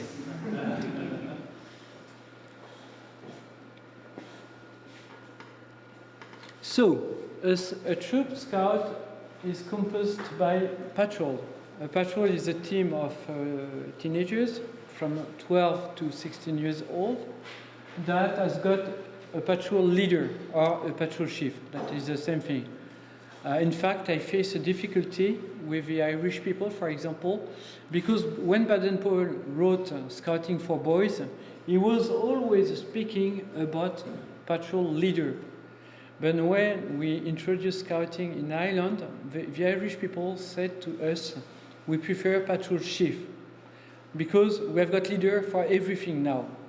And Benedict Fuller, one of our leaders there, told me, my girl that is 4 years old, that is going to dance lessons, is a leader of a team. The word leader doesn't mean anything now for us. So I'm using here the words of Baden-Powell, but you will have also to decide as your own association if you prefer to use patrol leader or patrol chief. For me, the meaning is the same, in fact, but you will have to choose that. Each patrol has got a patrol leader, and each patrol is named after an animal. Because the animal is like a totem. We call it a totem of patrol, and this animal represents the character of the patrol. At the beginning of a patrol, when a group of 5 boys decided to become scout and decided to set up a patrol, they are choosing an animal to symbolize their spirit. So, for example, you have got a very weak patrol with very weak scouts, and they are going to choose the wolf, because the wolf is a powerful animal, and they want to become one day powerful as a wolf can be powerful, or a tiger. But we really prefer to take animals that are in our countries, because maybe you can observe a bear, maybe you can observe a wolf. I don't know if there is still wolf in England, but in France we have got. And but you cannot observe a tiger. It's more complicated, only in a zoo. So, but you can let the boys free to choose something. We have to avoid animals that are sometimes complicated to explain. I remember a patrol that took the giraffe. I never understand why. I never understood why. With a patrol, you have got a motto. The motto is like the development of the spirit of a patrol. So, for example, I take the first, brisk and happy. It means it is a goal the patrol has to reach in his daily life. Why? When you have got a patrol of a weak and a young scouts, and they take for motto, for example, be strong or be brave, we can understand that in face of 3 other patrols where all the others are well experimented, shouting be brave during a big game, a wide game with the scouts as a motto can give courage to each member of the patrol. It is the patrol of the fox. It means the head of the patrol is the patrol leader, and the members of the parts of the animal. So if somebody is missing, You imagine a fox without one leg, you know. For running it's difficult. Without two you cannot run. So with this symbol, with this image, we make the scouts understand that they are all important in the patrol. So there is a lot of mistakes of the animal, you know. For example, I have not put a L here, but I will correct it, this one, before sending it to you. And the motto are embroidered or patched on a small flag. We have got a small flag that we put on the staff, and it is the patrol shift that represents the patrol of the fox. So on one side of the flag you have got the fox, on the other side you have got brisk and happy. And this flag is considered like the most holy piece of a patrol, and there is a lot of devotion. It's a little bit too much, you know, because I have seen some patrol shift, the flags fall down because a young scout push it without taking any care of anything, and the patrol chief asked him to take the staff between the teeth, you know, like that, and then pushing up. We don't want this kind of scouting, but it's just to show you that sometimes it's so important for them, the flag, it's their identity, and they respect it a lot. And they are very proud to be the patrol chief of the Fox. And for example, in the troop of my son in France, you have got patrol chiefs that are succeeded to the others. And when they meet some old guys for a meeting, a big gathering we have got with all the ancient scouts, the guys sometimes that are 40 years old are coming with the new patrol chief of the Fox. And you have got the little Peter that is 14 years old. It's me. Oh, be proud. I was also the patrol chief of this patrol. You are a good guy. And it's very impressive for them. Oh, he was the patrol chief of my patrol. And they put on the staff sometimes the names of the ex-patrol chief or some three, you know, and said, well, now I'm the 20th in the order of a patrol chief. It's like all the royal dynasties, you know. It's scout dynasties. Well, here I introduce you to the world of scouting. It's a world of traditions. And our teenagers, we spoke about rite of passage, like so much this tradition. The traditions here are made in a good spirit. There is a lot of things you cannot understand if you are not a scout. Going in a camp of a scout, you cannot go in the corner where the patrol is living without whistling what we call the scout call. If nobody replied to you, you cannot enter. It's not possible, it's forbidden, and you have to wait till somebody is hearing you. And there is a lot of tradition they really accept, because a scout patrol is a mini society. It's like a family. They are living all together. They have got their habits. They are used to live together, to count on themselves. And they are very autonomous. That's the difference with other scouting organizations. At the level of a patrol can be alone to do scouting. A patrol don't need an adult leader, in fact. It's better when we have got an adult leader to train the patrol chief, or the patrol leaders, as you understood, and to train all the scouts, of course. But normally, a patrol can start everywhere when we have got 5 or 6 children, and one of them is able to become a patrol chief. It is the genius of this method, is to give responsibilities to a group of 5 or 6 or 7 or 8 boys, and to allow them to practice scouting. So, you have got a patrol leader, as I said, that is chosen by the court of honor. I will explain a little bit later what is the court of honor. It's the most sacred court in the scout activities. It's a very important place where everybody is in uniform and taking all the great decisions for the troop. The patrol leader chooses his second. He has got an assistant in his patrol because sometimes he must be outside of the patrol, so he needs somebody to replace him to have got the authority. So the patrol leaders choose this second, and among all the scouts. And he organizes the patrol and gives everyone a mission during a patrol council, okay? He organizes the patrol activities, and with the chief, he is responsible for each scout's progression. Here, it's a very important point. You have seen some groups of teenagers in the street of your towns. In all towns, we see the young people. And they are playing together sometimes, less and less because we are playing here, you know. Now, a group of young, we are like that. Hey, you see Johnny? Yeah. No, I stop. I'm sending a text. No. But really, when we have got nothing, we are speaking, we are drinking, not only limonade. We are doing some tricky things sometimes. And it is the observation of Baden-Powell when he came back after his military time in South Africa. He visited London because he was used to go to London to the headquarters of the army, and he saw a lot of group of young people doing nothing in the street. And what he noticed, it is that this group of young people has got always a leader among them.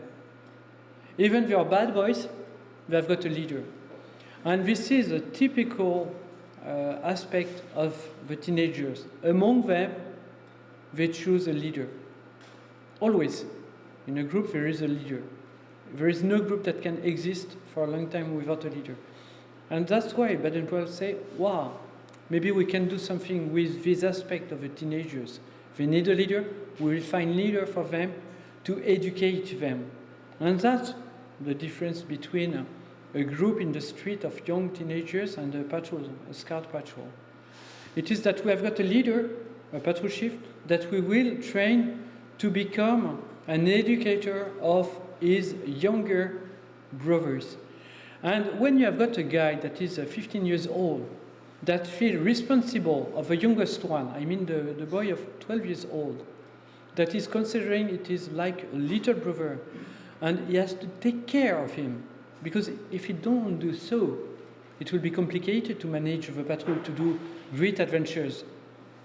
You are teaching your teenager to have got a responsibility that will be very useful for all his entire life. Our scouting, we have got interest. We have got, so interest is through techniques, through skills, and through life in nature. All of our activities are outside activities.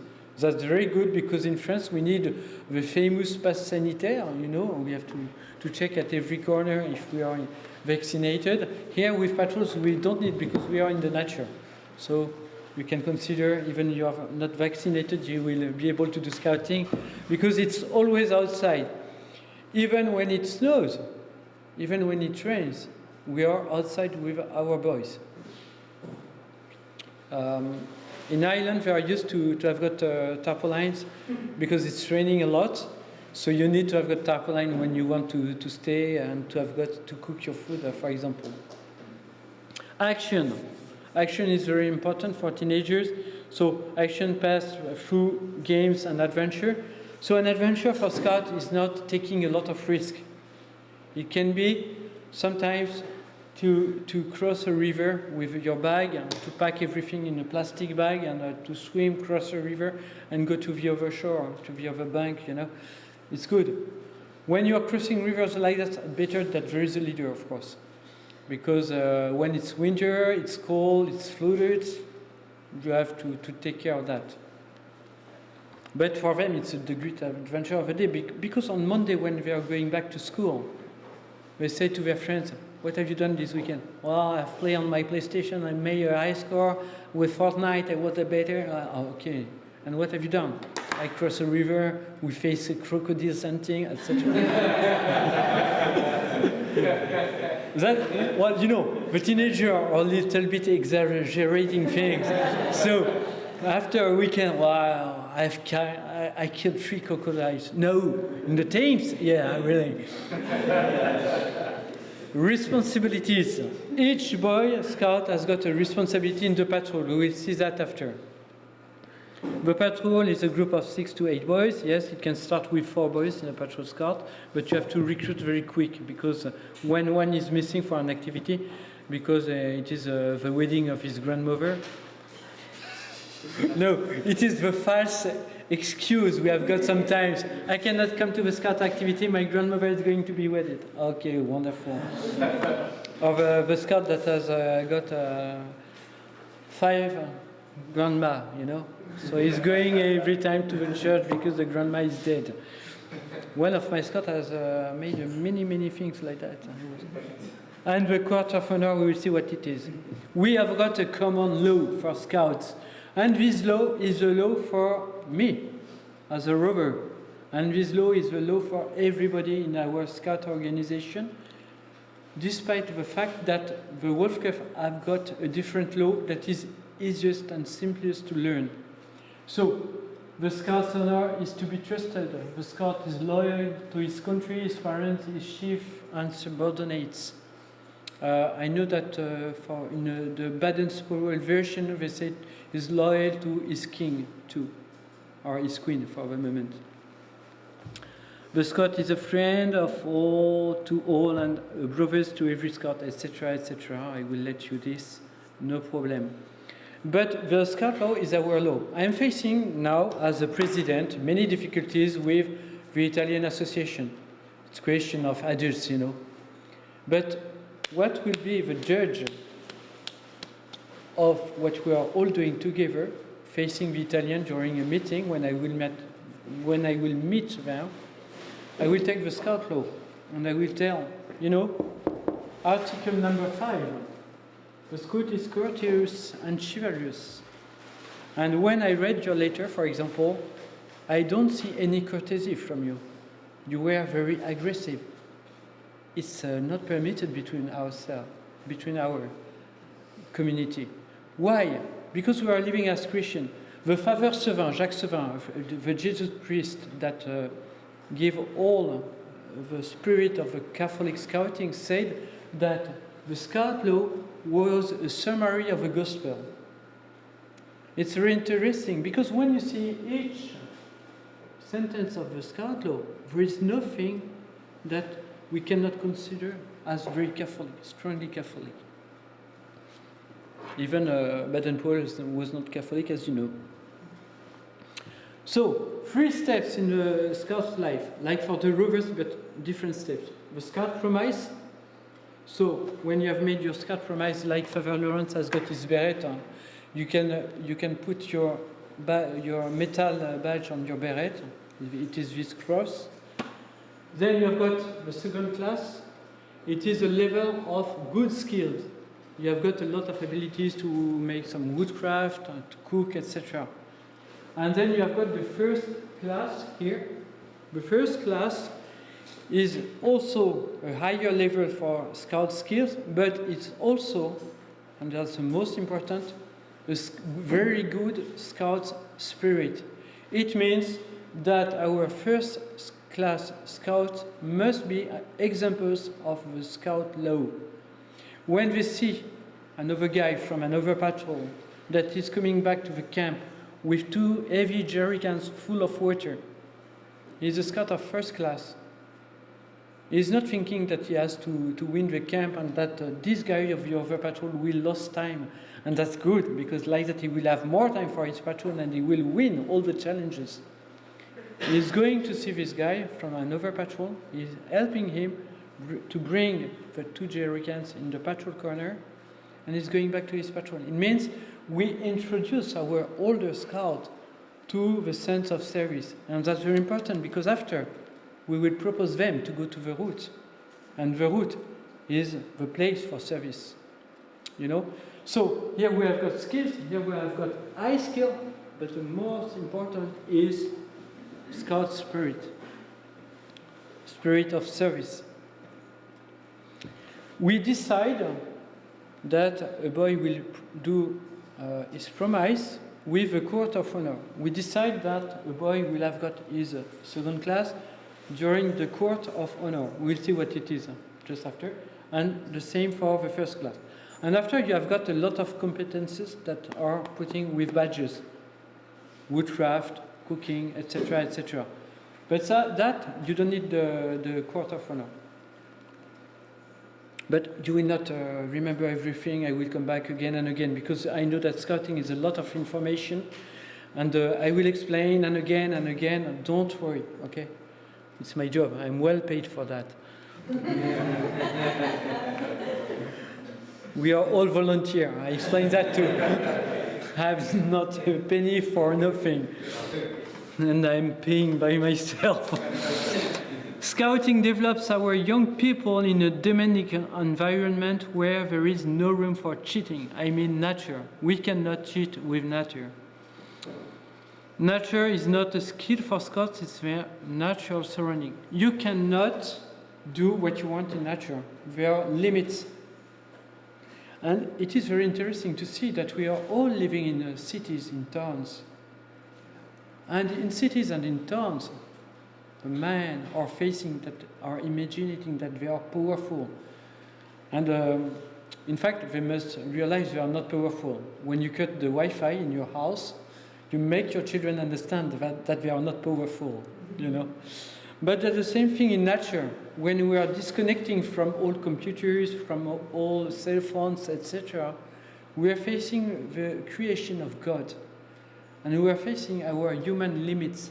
And that's very good, because it's the place where we experiment what we need as human beings to live properly in the nature and to become more concrete on concrete things. Cooking on a wood fire is not easy.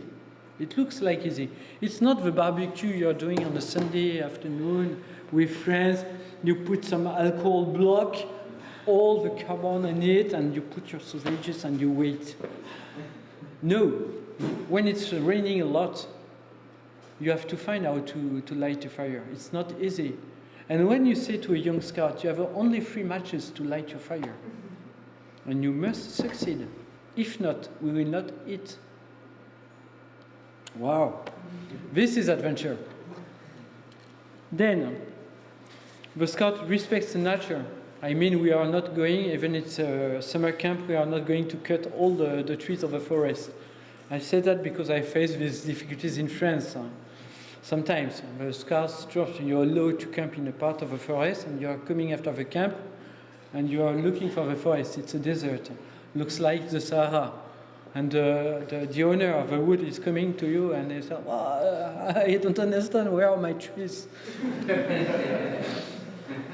Here you have to take care also about the laws of your countries, because in private properties sometimes the owners can allow you to cut trees. In other places it's absolutely forbidden. For example, in Canada, where I've made scout camps, it was forbidden to cut any tree.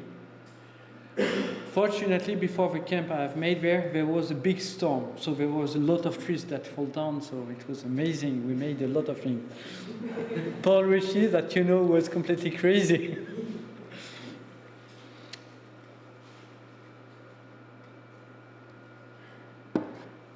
So, scout activities are made with games and adventures. The game is our tool for everything in scouting.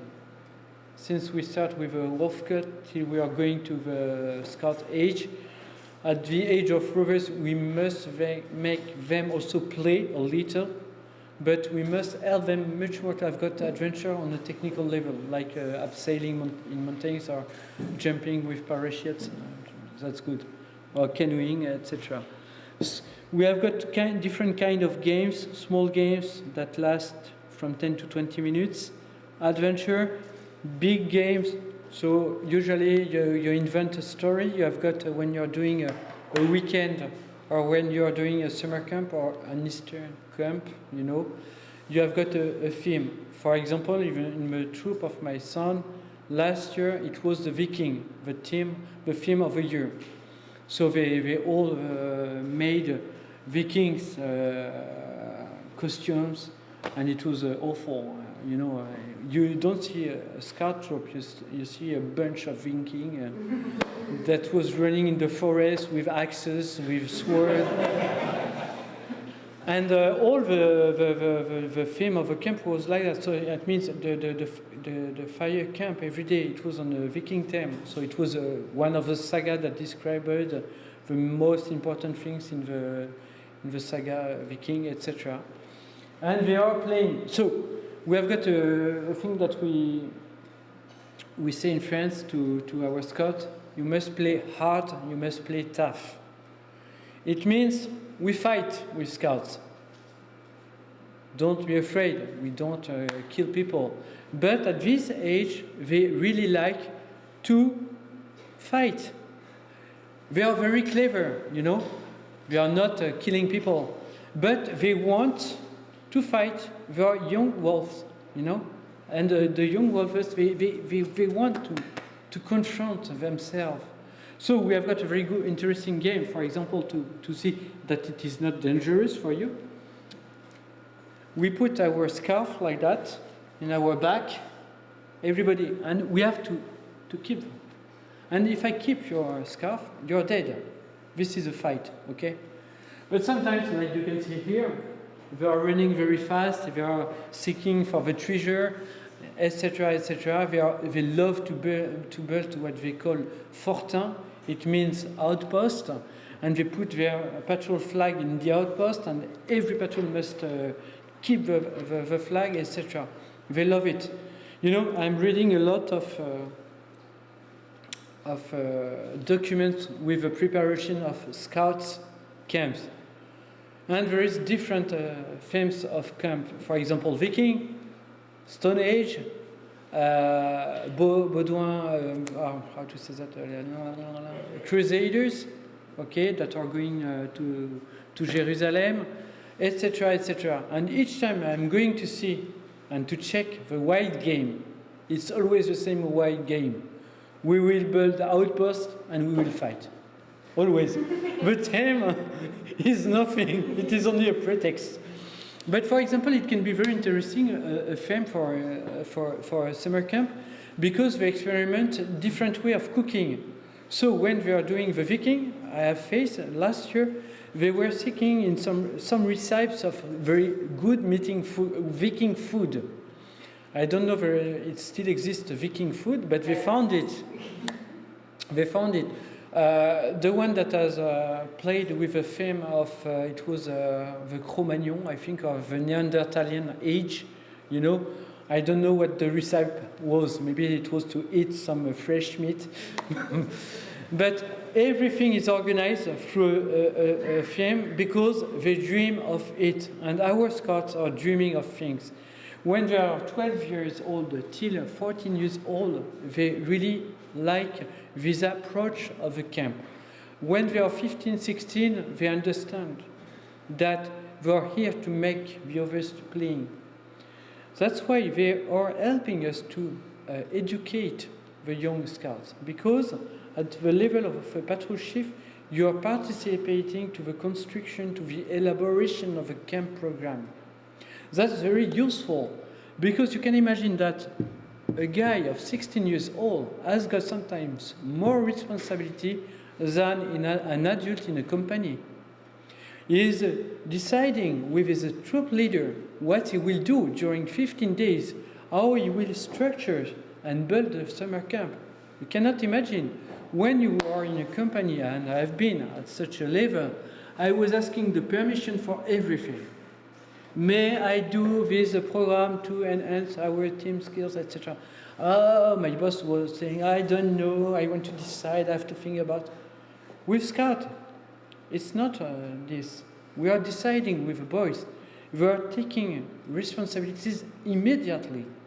That's a great advantage in the life, because they are trained to take responsibilities. And it's all what we want. We want they discover their vocation, we want they are able to serve their country, we want they are responsible. How many people are responsible in our modern societies? Everybody is taking an umbrella to avoid the difficulties and to tell, no, it's their responsibility, it's not mine. I've got my umbrella, I'm protecting. And the scouting education is exactly the contrary. We are here to teach responsibilities and to make a young boy of 12 years old able to to be responsible of a task in his patrol. Of course, it's a task that is well adapted at his age. We will not ask a 12 years boy to do something that requires to be 18 years old. You cannot ask a 12 years old to drive your car. Well, even my children are doing it, but I have learned that a month after, of course. That's normal.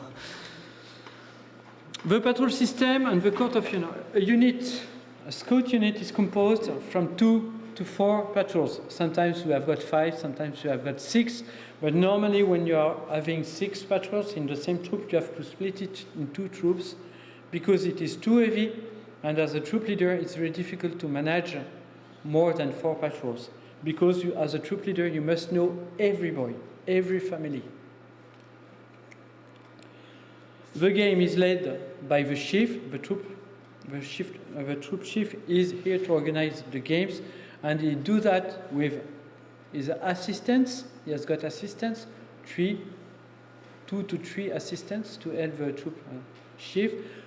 When the troop is 4 patrols, for example, when you have got only 2 patrols, you can have got only 1 assistant. And is organizing everything. But I don't speak about the priest. I will come back about the place of a priest here. The court of honor. That is the most important thing in the scouting age. It is a secret court. It doesn't mean we have got a lot of secrets and that we are living in a hidden world like the Freemasons, of course, be sure. But the idea is that this court of honor is taking all the important decision of a troop, the place where we will go to camp. It's very important. When you're in a troop, you say, wow, this year we have camp in the south of France. Next year we'll decide to camp in the north of France at this place because we want to visit this place and we want to discover this area, and our team will be, for example, the First World War, and we want to be in the east of France where there is a lot of battlefields that we will visit during the outings. You know, everything is thinking, because the summer camp is the summit of a scouts year, okay? So all the activities are organizing with the goal of doing a very excellent summer camp. The court of honor is also the warrants the scout law.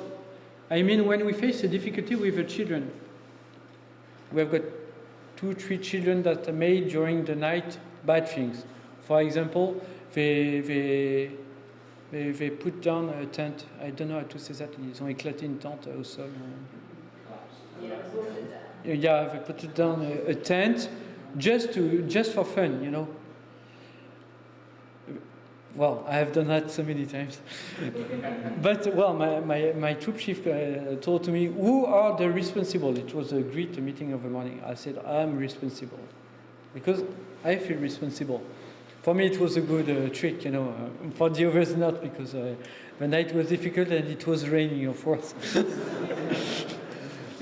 And I said, I'm responsible, so I have to go in front of a court of honor and I have to explain myself. Why have you done that, Jean-Luc? I was a teenager. I really like to do this kind of things, you know. And I explained myself. And my troop leader at this time said, wow, Jean-Luc, how I can be confident in you if you're doing bad things at night? For me, it was very fun, you know. But for the others, not. And through the court of honor, we are giving an education to the scouts.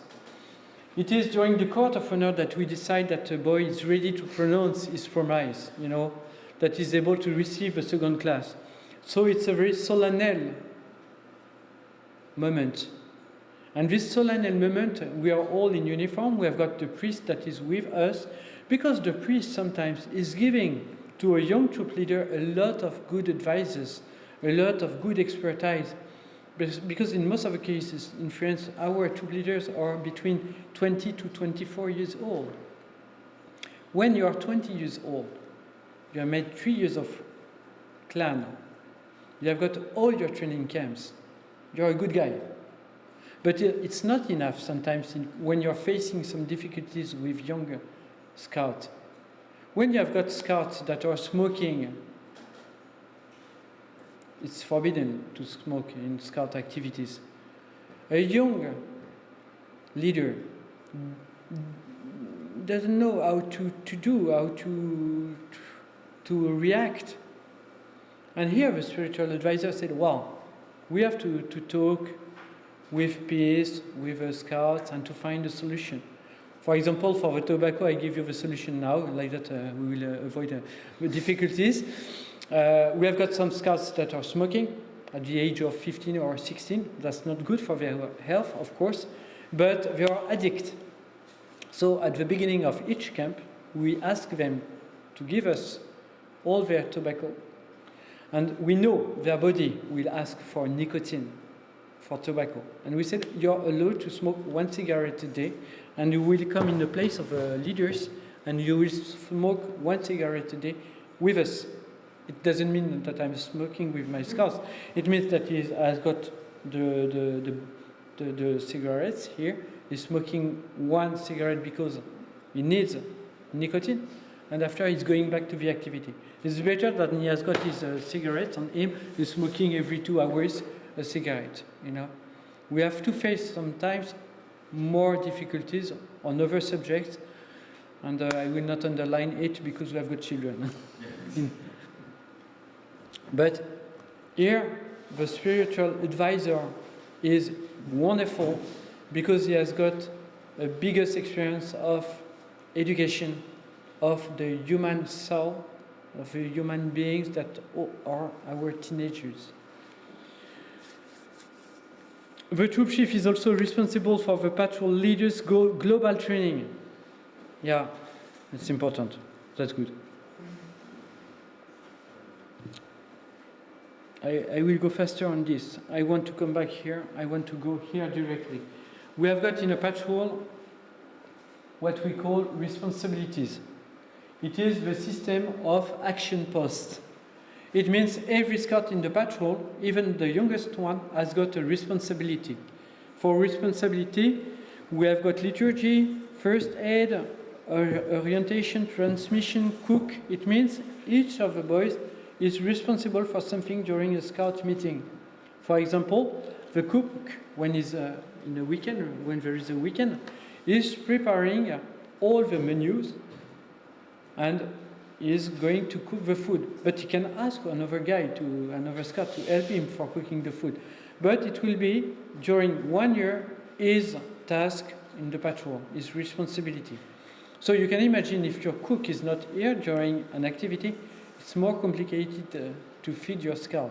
Another one can, of course, cook the food, but because he's not used to, maybe the food will be less tasty. In fact, scout food is not the best one in the world. I must admit it. Of course, when somebody is missing, you can understand that the patrol has got a handicap because the patrol is unable to realize some things. And when you have got the troop chief that has prepared a game during all the weekend, that you need to use each of the action posts, each responsibility, and then scouts are missing, the patrol has got a lot of difficulty to achieve the game and to realize all what was expected during the games. And here it's important too, because it's another way to underline the responsibility each boy has got. When you're arriving at 12 years old in a scout patrol, you're 12 years old, and you have got a big patrol chief, a masterpiece, you know, a big giant like that. And you have got the little scout that is 12 years old. Hey, patrol chief, must I? Oh, you shut up. Sometimes it's like that. Through the action post, things are changing because as a patrol chief, you need your youngest one to be able to achieve his work in the patrol. The first meeting of a scout activity with a patrol chief is to make the scouts decide of their action post, of their responsibility. And we start always by the youngest one. Because the youngest one has got less experience, less skills. So, for example, Peter, 12 years old, he will say, I want to be the cook. because he feels more comfortable with cooking. He knows that his father or his mother is well cooking at home, and he will ask his mother or his father to help to cook and to learn some things, not only pasta and eggs. You know, we can cook more elaborate things, and like that, he will be more confident in himself, and he will help the patrol, and he will be recognized by the patrol chief and by all the scouts that are surrounding him in the patrol, and he will develop his sense of character. That's very important, because at each age you give the solution for our teenagers to be confident in themselves. And for teenagers it's very important because it's a moment of your life where you have got a lot of doubt. You don't know what is going to arrive to you. You don't feel well with your body. You have got sometimes the arms that are longer than your legs, you know, because you are growing in every dimension of the space and the time. It's complicated. So for that we have developed a lot of booklets to help our scouts to be good in their action posts, in their responsibilities. So here we have got the liturgist. It is a guy that is helping a lot for the mass, also for the prayers in the patrol. Here we have got the cook, here exploring, what we call pioneering. It's woodcraft art and a lot of other things. Secourist, first help, I think so. Well, it will be the sort of doctor of a patrol. But, well, if you have got real sick people, go and see the doctor. Avoid the scouts. Messenger, it is the one that is keen on all the kind of things like Morse alphabet, semaphore, etc. You know the semaphore and the Morse, of course, all of you. If not, you will have to learn it because with the scouts, it's very useful. You know, A, B, C, D, and with flags, you know. You remember? Yeah? Okay, good. And here it is a French that is very difficult to translate. In French, we call it bout en train. It means it is the scouts that is directing the campfire, that is teaching the songs in the patrols, that is animating a lot of things, that also is taking a lot of notes to tell the story of a patrol. When there is an outing and when we are meeting people, he has got a notebook and is writing all the story of a patrol and all the meetings and the people you have faced, etc. These booklets will be very soon in English. The translation is made. I have just to reread it. I've got a full weekend to do that. It's 100 and 100 of pages. So the Irish people has made the translation. We are working on it during one weekend, and then I will have a last reading because I'm training people in France, and I'm able to check if everything is correctly translated. And you're lucky because we are starting with some materials. 2 years ago, 3 years ago, it was not possible to do so.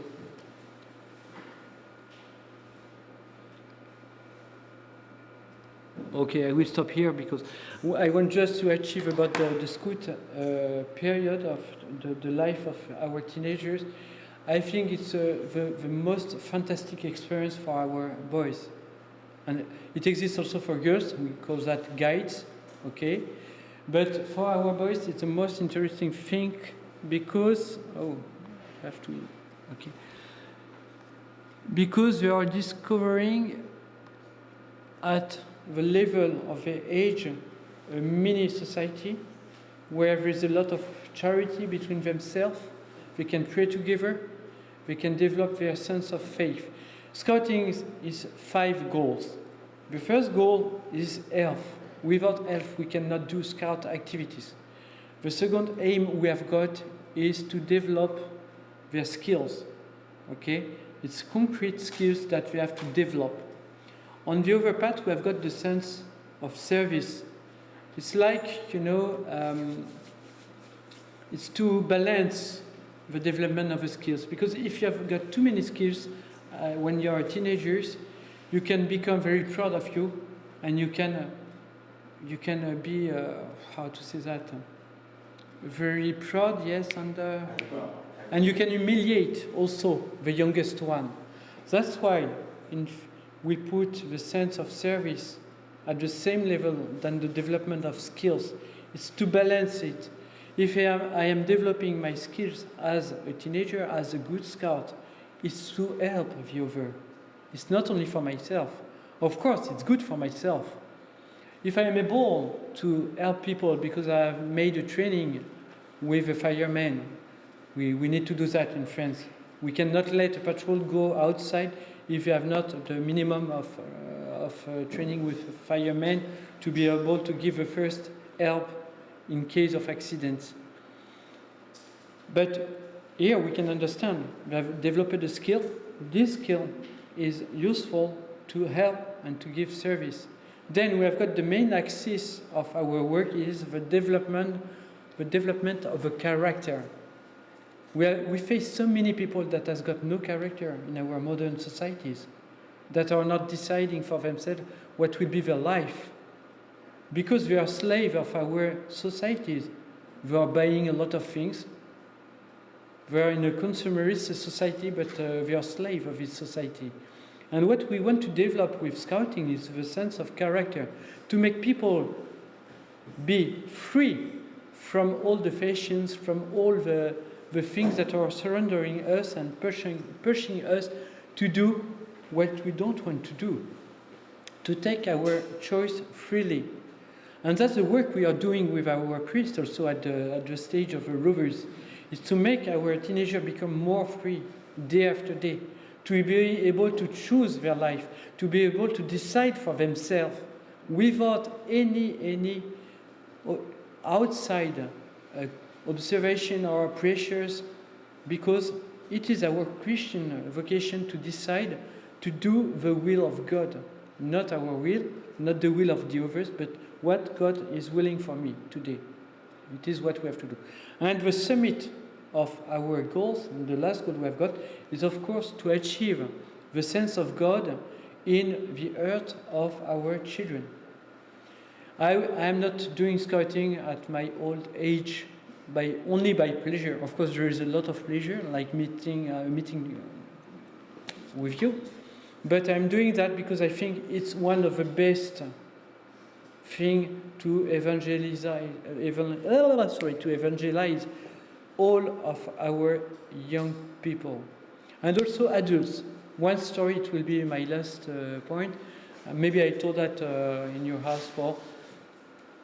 I remember 5 years ago, we admitted in the troop of my sons 2 new scouts. These 2 new scouts were coming from not real good Christian family. They said we are Catholic, but they are not practicing. Well, it remembers me some scouting organization. And they said, well, I will tell you the joke after. They said, we are very enthusiastic, we want to be scout. So we keep the 2 boys and they become scouts, and year after years, they improve themselves. And they are very good scouts now, they are leaders. And then after, we asked the father, do you want to help us? He said, well, I'm not going to the mass every Sunday. Well, I will not tell you all the story. But now, this guy, all the family is going back to the church.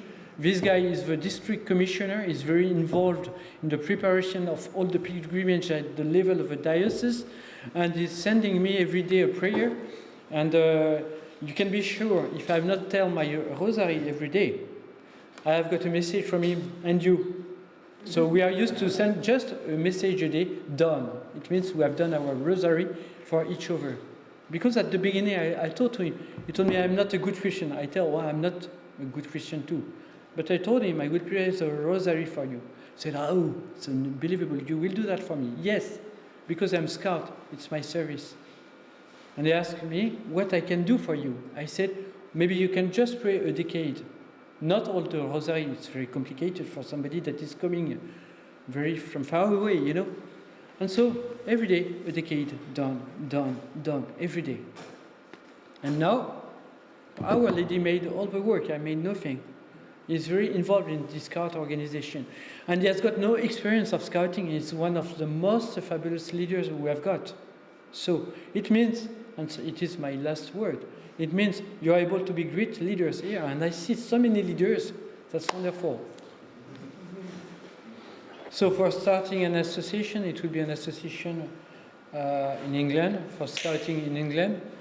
It will embrace only England. It's what I've seen with Father Lawrence Liu during a previous school we have got maybe 1 month ago. So we'll structure the association.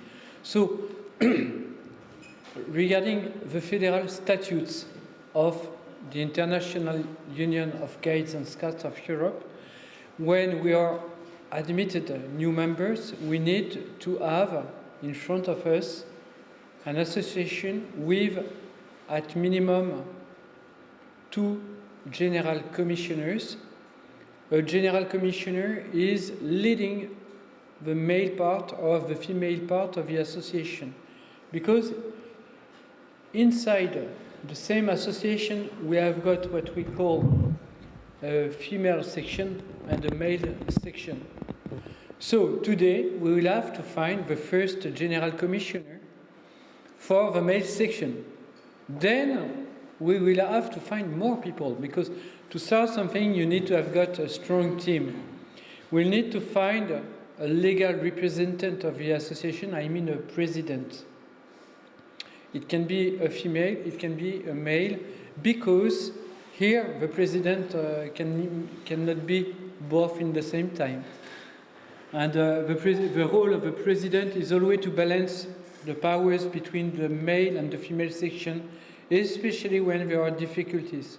For example, in France today, we face difficulties between the male and the female branch, and the president is supposed to make people speak together, to balance the things, and to make people to collaborate better and better.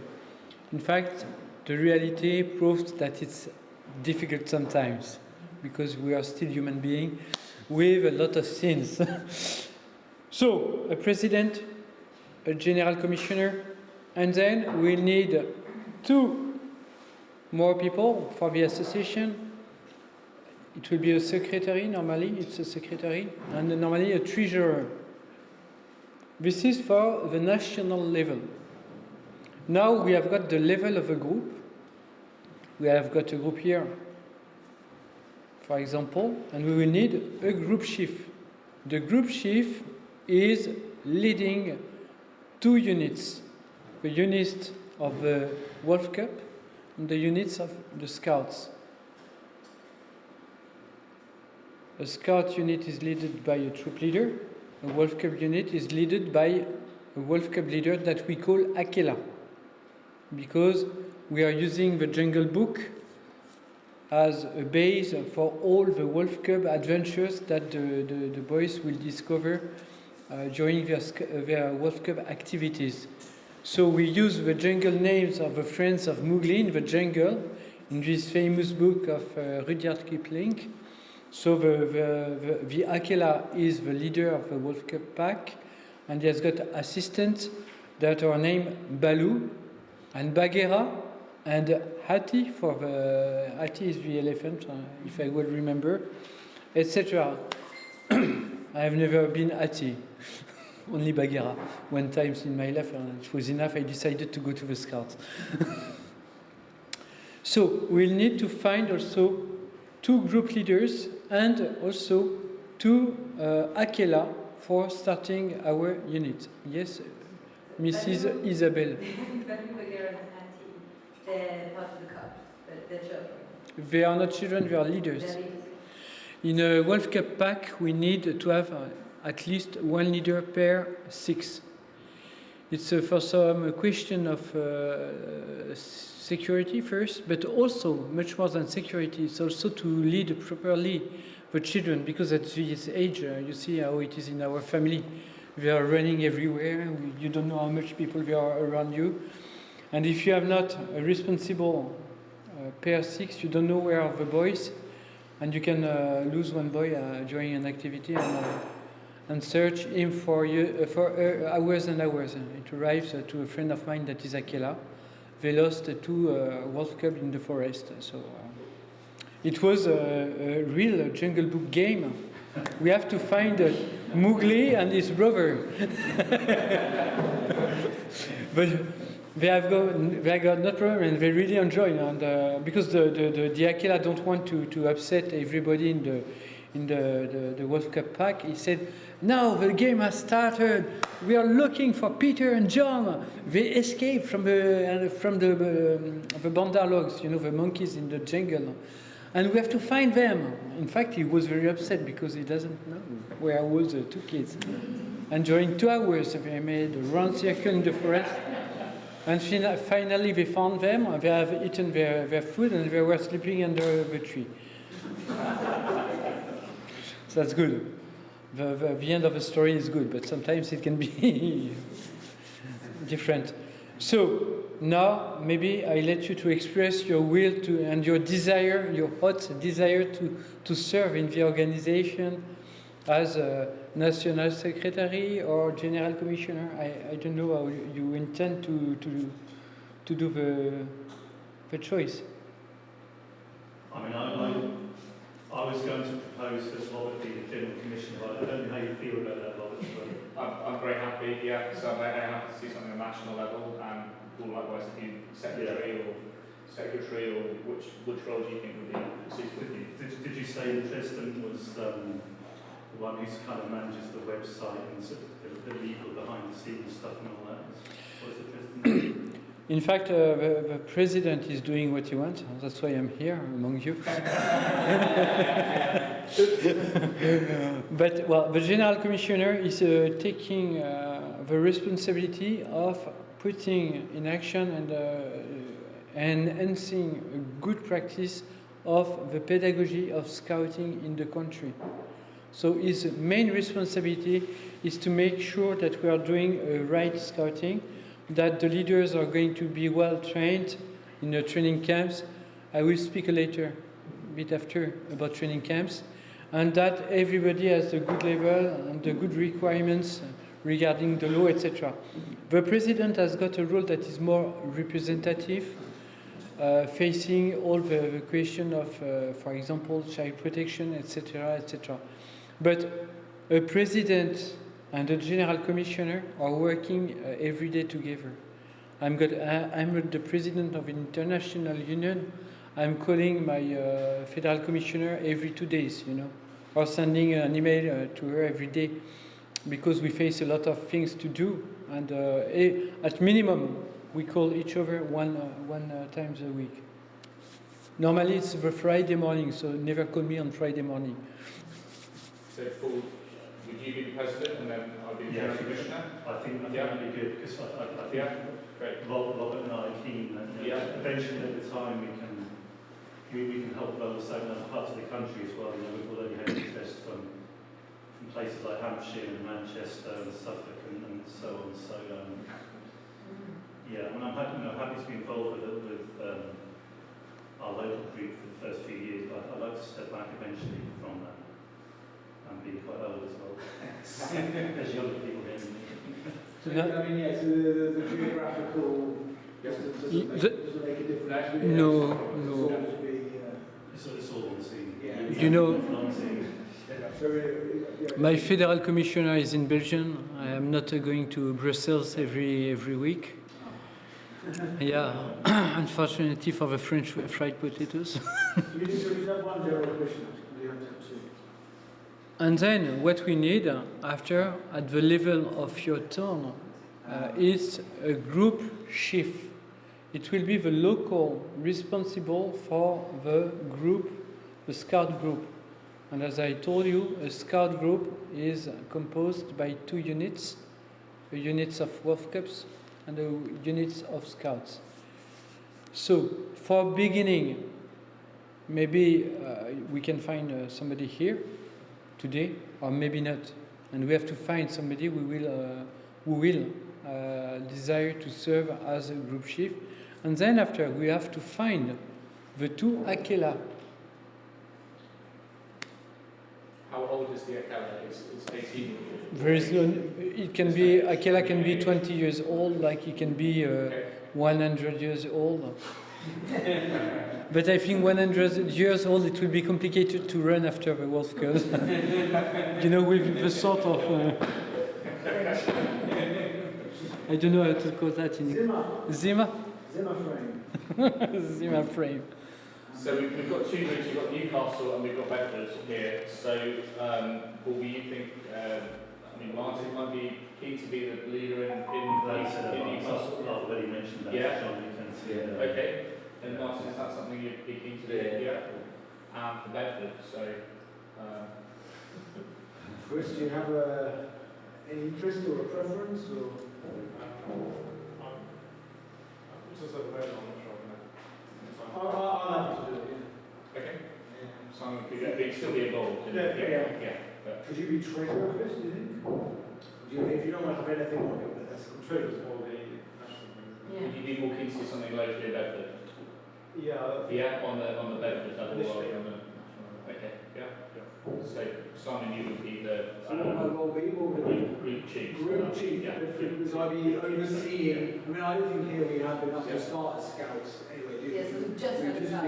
be Just we start with all of them. For starting, yes. So I have all So we will be the group chief? You? For Bedford. That's good. We will play together. Sean, what about child protection officer at the national level or just the local? I don't know. In Ireland, they need a child protection officer at the level of a group because it is the level where we are taking care of the children. But in case, for example, you as a president, you're going to visit a camp, maybe you must be declared to the child protection office, I don't know. Here, I don't know how it works in England. So. Typically, I think it's if you're going to be on the children, then you're going for in charge of the children. But like, it's For example, a person, but there's like other chiefs that are, yeah. you don't tend to be I've got loads of DBS thinking. For example, I know that when I'm going to Ireland, if I want to visit a camp with the Irish leaders, I have to produce, I cannot be registered with the child protection administration, etc. But I always send what I call un extrait de casier judiciaire, a record. No, it's You know, it's like a record track of if I've been guilty of some crime or offense. A criminal record. So, like that, I've got my criminal record, so I've stolen a lot of things, I'm a big gangster, etc. And they allow me to see and visit the scouts. Yeah, so here, basically, everybody needs to do a DBS. Any adult who's in contact with children needs to do a DBS, and that can be done through the parish, or you can pay for it yourself for £28 to be done. So it can be organised through the parish. So the parish DBSs count for this because we're doing it through the same. DBS is transferable. DBS, because it is you have. Okay. For me at the national level, I might need something else. That's my problem, but we'll have to look into that. They're still transferable, like, just, I think on a local level they are. Some of them are, I mean, education is based by school. Exactly. We might need it's it. probably one of So from DBS is then transferable, we actually will do DBS to be transferable. Okay, alright. Okay, and also to do enhanced DBS and remove DBS. So that's a teacher to do enhanced DBS. Yeah, you have to sign up to some service. Yes, that's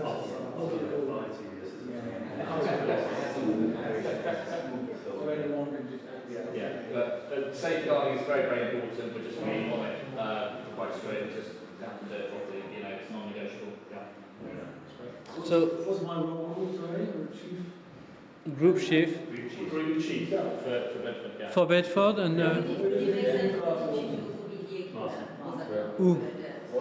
who will be Akela? J'ai du mal à entendre en fait. On va continuer la réunion en français. C'est logique que le chef de groupe soit aussi à quelle heure, parce qu'on a juste une minute de flou. fields. Yes, maybe you can tell your question in English, like that I will reply to all. So should the group chief also be the Aquila, since we're going to be doing just one wolf pack anyway? Is it the same for you? You've got just a wolf pack? We don't know. If we have 12, we obviously need 2. Yeah. That's Okay. You need another 2 occasions. You've got the group. Well, no, we were saying if we just had one group of 6 or something. Yeah. No, the Aquila is So- in charge of the Kids pack. are the sixes. But then for each of the 6, You've you got to have a need to have separate an group, equivalent, one of the assistants for Aquila. So if you've got 2 6s in your pack, you need an Aquila and a Baloo. And if you've got 3 6s, you need an Aquila, a Baloo, and Bagheera. Right? Right. Need more people. So, my advice is that when I'm facing the situation in Ireland or in United States, for example, that you know pretty well, Father Lawrence, is that each time we can have one leader for one responsibility, it's much more better than when we have got one leader for 2, 3, 4, 5 responsibilities. I give you an example. It's very complicated to be the group chief, to be in touch with all the parents, to make all the meetings, to organize the big gathering of a year before the summer camp. It's a job that takes time. And to make also all the declaration, to check if everybody has paid the insurances, all the fees that are needed and required for the association. It is, I will not say it's a full job time, but it takes a lot of time. Then after, when you have to prepare the activities with the boys, it's another job. It takes time too. After, it depends on the people that you are having under the hands. You know, maybe you have got nobody, and you will say, for example, Simon, I am starting. I will do both. But the reality it is that you have got a job, you have got a wife, you have got a family, and wow, you had scouting activities. Maybe if we can find somebody to lead and to start the Wolf Cup pack, it will be good, it will be better. It's my advice. If you have got enough people, let's start like that. If not, of course, we'll start little and we will go little by little, but... the group chief is a bit more behind the scenes. Is that right? The job of a group chief from the authority of a general commissioner is the local person that is responsible to put into practice the pedagogy at every level of his group. But he doesn't go camping every time. No, he is not obliged. But for example, when Akela is going to camp in France, for example, but Akela has not all his training camps for camping, because we have different training camps for camping, the group chief can go to the place where we are camping and can camp 3 days or 4 days with the Wolf Cup pack and the Akela to make sure that even he has got completed all his training camps, that we have got 2 adults and one is the legal responsible. It is always the group chief. Of course, if Akela, that is also an adult, is making some mistakes, he will be also responsible. But the main responsibility facing the law in France, but in England is the same thing, in Ireland also, is the group chief. And that's why when you can, I've got leaders to take care of Wolf Cup, and then after the scouts, it's better to have got one leader per unit. Well, I suppose I don't know if you guys think what would be best used, would it be as a killer actually with the kids in person? Because I'm happy to do either, I don't mind. After you can help via Akela for the beginning, of course, you can be on the ground. And my advice is that the starting group chief are going to help via Akela, because at the beginning you will have to learn a lot, because you will face the parents and you will have to explain to the parents what you are doing. And because it's new for you, it will be a lot of experience. And in 10 years, when you will have got 2,000 or 3,000 scouts in Great Britain, you will be an expert of the Wolf Cup. And you said, I'm the national commissioner for the Wolf Cup. That does sound good. Fantastic. So at the beginning, it's all hands on deck, and then there's, Fine, okay. So then I need someone to do his role, just learn manage the people who are on the ground. And what is very important in the role of a group chief is to have got very good relationships with the parents, and also the group chief must be a seductor. You know what is a seductor? You must seduce every woman in the group. Sorry, Isabel, but when you're recruiting new children, you must meet all the mummies and ask, we need more World Cup, we need more cups. And you're going to see each mother, and she said, oh, wonderful, we will bring 2 or 3 more, and hop. I am very seductive. Isabel, do you agree? I am kidding a little, of course. But I mean, these good relationships are very important, because after a weekend, when you have got 2 boys that are sick because it was rainy or cold, you have got the parents that are complaining on the phone. You know, my boy is sick, he will not go to the school. But sometimes the boys is very happy not to go to school, of course. But you have to explain them, yes, of course, but we are living in the nature. And nature, he doesn't took his sweatshirt, and of course he was cold. Okay. I think it makes sense for you to be in charge of taking scouts and techniques, because you can really learn. Yeah, but it can be translated. Yeah, I mean, I suppose it's not going to, it's only going to be helpful, it's potentially be helpful. Anyway, So do we need to decide who the Kayla is now or later? kids, if you've got the Yeah. license on them. And also the secretary and treasurer role as well. Yeah. So, yeah, one group chief, the other will be Martin. Bravo.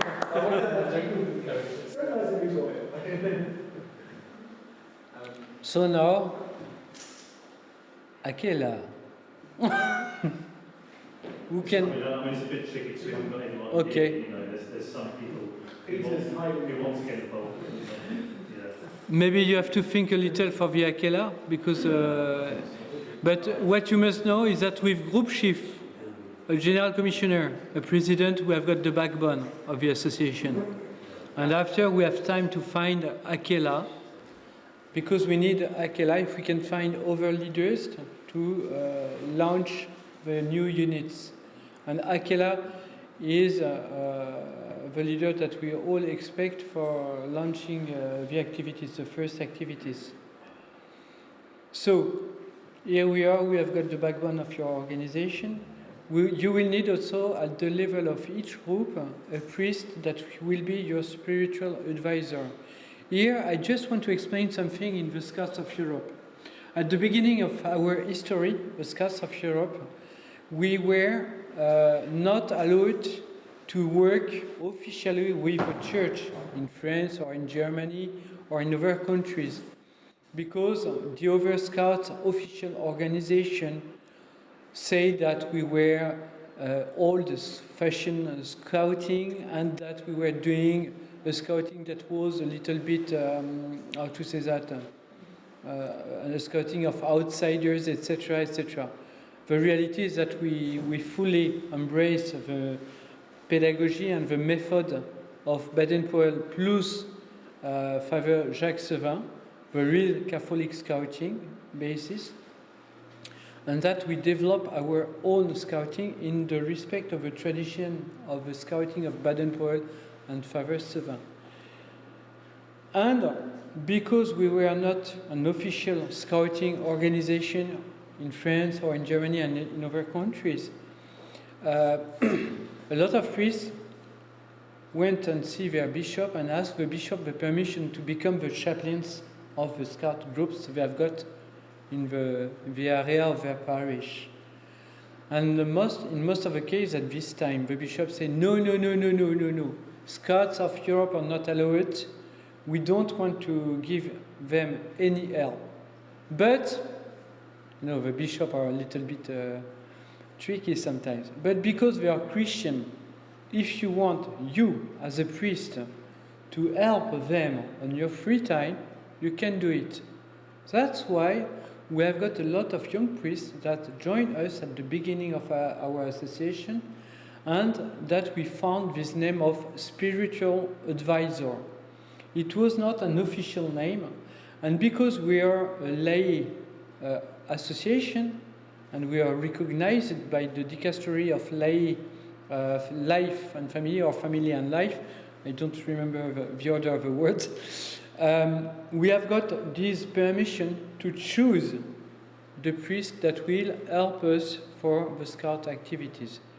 Here you will have, we will not do it today, but here you will have to think about the religious advisor you will need, not only for blessing the promises of the Wolf Cubs and then after of the Scouts, but also to be member of the group team that will lead the group. And here I want also to underline one more point. Among us, and I feel among you also, there are people that really like the traditional rite of the Holy Mass. I belong to this kind of people. And please don't tell it to anybody because I'm facing difficulties with that sometimes. But in my association in France, like in all of our associations in Europe, when we have got big meetings, big gatherings, and we celebrate the Mass, the Holy Mass, we are using the ordinary rite, the Novus Ordo, but with a lot of dignity. Our priests are celebrating all the part of the ordinary rite in Latin. They are, of course, telling the readings in Latin and then after in the native language of the people, etc., etc.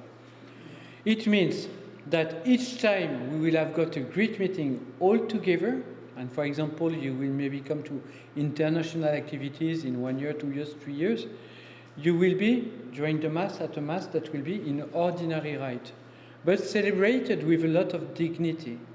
Like it should have been if we have been very serious with the text of Vatican II. I just remember that Monseigneur Lefebvre has signed all the texts of Vatican II. And just to remind that, because he was one of the initiator in France of the starting of a division. It means that you will have to choose your spiritual advisor, but explaining them that even they are attached to the extraordinary rite, when we will have got all together meetings, it will be the ordinary rite that will be celebrated. Be sure of one thing. It doesn't mean that I'm a traitor. I don't know how to say traitor. Okay. So it's a word I don't use, so it's why I'm not able to remember it correctly. It is because it is our common law.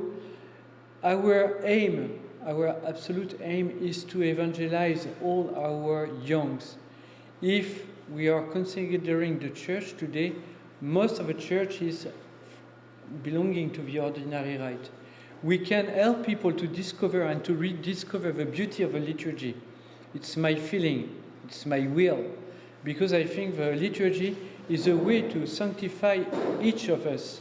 And I think Father Lawrence will explain that much more better than me, and sorry, Father Lawrence, for my poor explanation. But if we want to attract more families, that, like the one I told you this morning at the end of my intervention this morning, if this guy that came and that now is a district commissioner, if I have started with Latin, he will never have come to me, you know. And we go step by step, and now he's going to the Latin Mass. But it takes 5 years. It was a long way. I don't mean there is a superior Mass comparing the two Mass. It's different. It's a continuity. We have to understand that. I said it very clearly with peace in my mind, because I belong to the traditionalists, and as so called in France. But even I belong to this community. My work is to evangelize, and I must take people where they are to be able to conduct, to drive them to the best things. If there is question about that, if there is bad feelings, please tell it now. With Father Lawrence, we are able to answer to your feelings. I've just got one question. What about if any boys from the Society of St. Pius X Yes. want to be involved? How would we handle that situation? We have got this experience in France in many places and also in Ireland. We have no problem to accept these children, but we must be very clear with the families and explain them that there is a difficulty. And for example, the difficulty I face in Ireland, I've got a chieftain, the chieftain for the guides, company of guides, that is Fraternité Saint-Pédis, FSSPX. And we have got a very, it was Saturday at the same hour, in fact. We have got a great talks all together because she told, some of the leaders told me, we will never go to the communion because it is not the proper rite. They were speaking about the Mass of the Novus Ordo, of course, not about the SSP5V Mass, well, Saint Pie V, in fact. The idea is that our leaders must be example of the Scout Law, example by all their behavior in everything they are doing. So if you have got a leader that never goes to confession, that never goes to communion, there is a problem because all the boys are seeing the leaders that is never going to go to the communion. So how can we show a good example? I don't mean that we have to go to the communion every Sunday. We have first to be clear with us, to have got the confession before. If we are too sinner, in fact, we are always too sinner. But if we have got, if we have made very big sins, we have first to go to confession before going to communion. That's why I cannot be the judge of a chieftain or a leader or a chief that is not going to the communion. But in fact, when systematically my leaders coming from FSSPX are not going to the communion, there is a problem of example. I've got the same problem in the opposite way when I've got a wonderful troop leader that is 20 years old that fell in love with a wonderful Akela that is a beautiful young woman, and they are living together before being married. Where is the example that we want to show? Where is our deep Christianity, deep faithfulness in what the church is teaching to us? That, for me, that's the same problem. Because in the heart of my wonderful troop leader and my very beautiful Akela, and the one that is not going to the communion, it's a question of communion, in fact. The couples has made a sort of communion before the proper rite, and the other are not going to the communion because they judge the communion. Who we are to be able to judge if a sacrament is valid or not valid. So for FSSPX, we have to be very clear with the family. If the children are coming, we are accepting the children. But if we have got a mass all together, it will be like that. So, simply put, it's, we don't want politics or liturgy. We're here for scouting. We don't want to take any political things that stifle the organisation or any liturgical decisions that stifle the organisation from going and flourishing. So, take that. Yes, I suppose this sort of relates to what you're saying about SPX. Okay, if you're saying that the mass is an order mass done in Latin and it's all done reverently and everything, I wouldn't necessarily be opposed to that. But what I would have concerns about is lay ministers giving up Holy Communion, altar girl servers. Where you can receive Holy Communion sort of on the tongue and not in the hand, and those things, they would be, so like I say, those sort of mass done reverently and everything, fine, but then it's all the other little things that for me are sort of not quite right. Would we still have to, would that still be part of the mass? Yes. But for example, the communion on the tongue, for me it's normal. And for more and more Catholic, and it's a great joy for me, since 30 years I found that there is a great progression of the church in France, but in other countries I have seen it, that more and more people are coming back to the communion and the tongue. It's a really great thing of hope. And all what you said is going better and better. I think we have faced after Vatican II a lot of interpretations regarding the liturgy. But here, we are here all together to do scouting. We are Catholics that are doing scouting. We are not scouts that are doing some liturgical work. It's not my concern, it's not my business, in fact. But I think we have to welcome everybody, but we have to be clear about what we are doing. If not, it will be complicated then after, when you will have got leaders that will arise among your young one day, and that will be very, very strong, and they say, no, we don't want that, etc. It will be a cause of difficulties. And here we have to respect the way of people are coming to us, in fact. And, you know, in France, we have got a lot of groups that are what we call traditionalists. We have got no problem. They are living with their traditionalist parish, and when they are coming for a big national pilgrimage, for example, it's a great luck for us. I've told that yesterday or before, I don't remember. It's a great luck for us because when the priests are celebrating the Mass in the ordinary rite with a lot of magnificency, all in Latin, our traditionalist priest has got a lot of books and where they are giving confession. It's wonderful because in the same time, the two parts of our church with two different charisms are offering the better. The one are confessing and the other are celebrating. And it's a great luck. And I think during this pilgrimage, so many souls were saved through the action that was combined.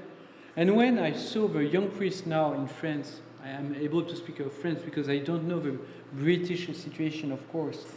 Young priests in the diocesan seminary or in the Fraternity St. Pie V or in the community St. Martin, young priests are in charismatic community, are all on the same page. Even they have got differences for the rite, they are all sharing the same difficulties. They have got a very strong brotherhood between them. So, and the new generation that are coming are aware about the difference. They know to which community they belong, but they don't want war. They want to pray together. They want to make pilgrimage together. That's the reality of our church. It's less political, it's more practical, it's more faith, it's a sharing of the same spirit. That's what we have to live. Even I've got my own idea. I prefer the old and ancient liturgy that I find more beautiful. But it's my judgment. I'm not a theologian. I'm not an expert of liturgy. It's my judgment, my personal judgment. Do you have anyone priest in mind here? Well, we hope Father Lawrence will be able to help as a spiritual advisor in terms of, you would be obviously your parish priest and have other commitments as well, so we'll be able to give us advice. We can't get off the ground here until then. We need a priest, a local priest, don't we, to get off the ground. Is that the case? Is that the case? Can we borrow it from Yes, Yeah, we need a good priest. So does it need to be a priest? Can it be deacon or even a seminarian? Obviously they can't do mass. It's better it's a priest. Because what's the time commitment? Or a monk. It can be a monk in a monastery that can bless, that can go outside of a monastery. Sometimes it arrives. One time in my life I have got a monk that were coming at all activities with the permission of the abbot. But it was an exception. It was amazing. What's the time commitment for the religious? Well, the time of commitment is the time he has got. Well, I mean, at least it's minimum 3 years. Once a month? Or? For the activities, it depends on what you are doing, in fact. My best advice here is that you meet the priest minimum 1 time a quarter, minimum, as a group chief, Okay, because each quarter you must take stock of everything with your leaders, with Akela, with a troop leaders, if you have got a troop, with the priest, and with you as a group chief. Every quarter, it's the minimum. And of course, when there is a difficulty with a family and you want to share and you want to have got an advice, you can call the priest. Well, they just think we divvied up some roles. So I think through the roles, you conveniently this. So on the national level, Paul would be president, I'll be general commissioner, and then we're still looking for secretary and treasurer. And then on the local level, Martin would be the group chief for Newcastle, Simon would be the group chief for Bedford, and then we would also appoint Michaela's in due course for both Bedford and Newcastle, and that could be up to 2 Michaelas if there's a group of 12. So in terms of the priest, to be appointed as well. So yeah, but it's that, if that's a quarterly commitment, that should be too difficult. And the group chief, can they also be a Michaela? We were talking about this. Ideally not. Ideally not, yeah. You're saying ideally a doubling up roles. Yeah. Ideally not. But could start like that and then eventually. You can help if you want to become Akela. You can help at the beginning. I really see you in Akela. In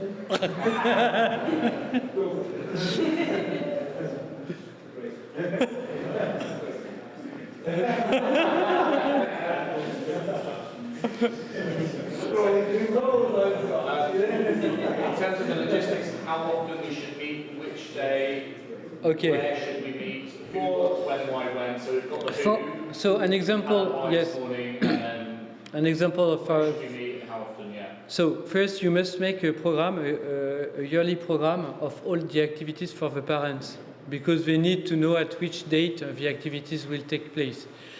You have to take the decision if you will make your activities Saturday afternoon, for example, or Sunday. So, for example, if it is on Sunday, you are all going to the Mass. It will be the meeting point and the proper hour to start the activity. Everybody, of course, is in uniform. We'll speak about uniform after. And then after the Mass, the activity is starting. Well, the pure scout activity, because Mass is part of our life as a scout. So for me, when I am going to the Mass with a unit, I am in a uniform and I'm participating to the Mass as a scout. It's part of the scout activity. So you will have to decide.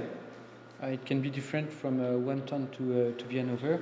If you prefer to have got activities on Saturday afternoon, an activity is between 3 hours to 4 hours on Saturday afternoon. Or if you prefer to make every Sunday activities, it can be outings, and it's also around 4 hours to 5 hours, because if the Mass is at 11 or 10 a.m. in the morning, after the Mass, the time you speak with the parents, etc., you're leaving and you're going to the nearest wood that you have got, and then after you start your game. So, and you have got 4 hours or 3 hours to do your activity. That's for the activity. Then where to meet? My best advice: we are playing with boys, Wolf Cups. So if we can have got a place like this one, for example, we have got trees, we have got gardens around. It's a very good place where we can do a lot of things, because we have got also a room like that, okay? And if we want to make some things, how to say that, do it yourself, no, bricolage. Fire. No, not fire. If we want to make some work craft with the wolf cups, it's better to have got, and when it's raining, it's better to have got a room like that and to be able to cut some papers, to put some glue on the papers, etc. Don't forget, at the age of the wolf cups, they really like to improve woodcraft and woodcraft with paper, scissors, glue, paintings, etc. Because, for example, if you say, today we will learn a dance from the jungle, and to make this dance we will prepare our costume. You have bought some piece of paper. I don't know how to say that in English. Papier crépon. It's a kind of paper. How would you say? Tissue papers, etc. You have got some cartons, some hard paper to make some masks, etc. Not COVID one, but jungle one. Okay, and you are doing that all the afternoon because it's raining a lot, and you know with a broadcast that it will rain the next Saturday or the next Sunday. So you have reserved this place, for example. You have got, of course, the lunch outside. You are making a lot of game outside. But half of the day of the meeting can be here. We are cutting, we are doing their masks, painting it, and you are at the end learning them how to dance one dance of jungle. You will have to learn that, the future Akela. But I will send you some expert to train you, some expert of the yellow branch. As you know, yellow branch is for the wolf cub. Red branch is for? They are not all sleeping. Green branch is? Wonderful. What? She has read my PowerPoint before me. So, this is the first point. And if you have got trees, gardens, forest around you, it's better. Because the boys needs to play a lot with a lot of energy. We have got what we call a sing the piste. It's a piste symbols that you can follow a piece in the forest. So you make some arrows and you direct all the boys through a special tray, and you can have got secret messages that are hidden under stones, etc. You have to imagine and to prepare, of course, the activities for the wolf cubs. And that's fantastic because you will discover inside of yourself a lot of potentiality, a lot of creativity, inventing the story for your wolf cub. You will be amazing. How often should we meet to begin with? For the beginning? Once a month, and then we can add a bi-monthly meeting, and once a month for starting is good because you need first to organize your first activities. It will not be easy because you have not a lot of experience. And it will give you the time also to have got a feedback from the parents sometimes, but also to analyze after your activity what was good, what can be better, and how to deal a better activity the next time.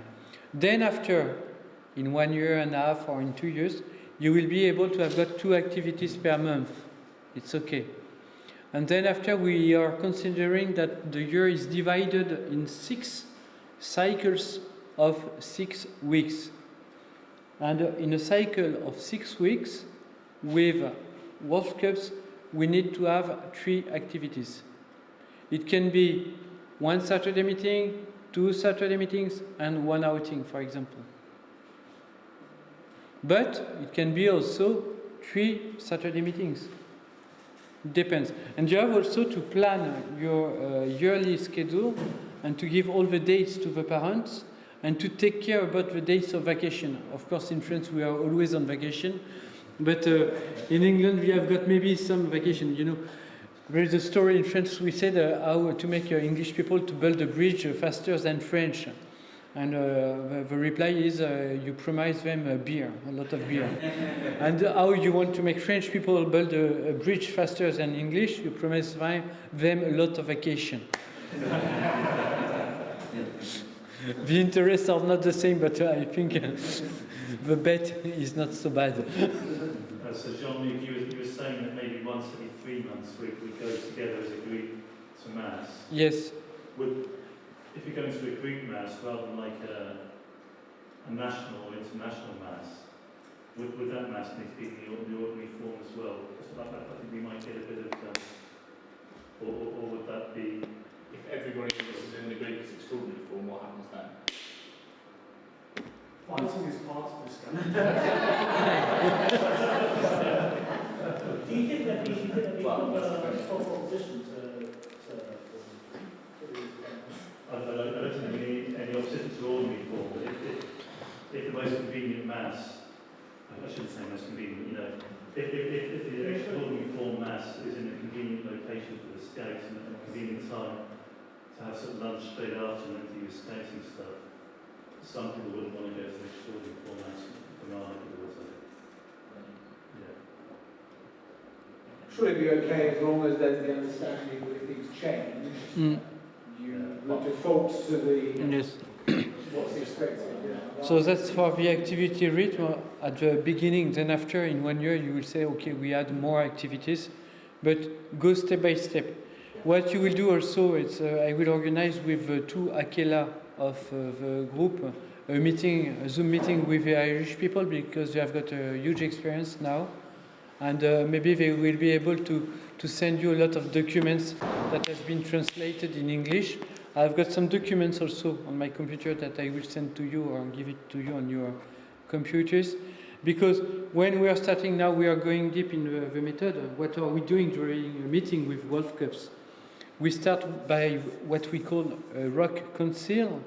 It is a council we have got. You have got Aquila that is a sitting maybe on a higher place.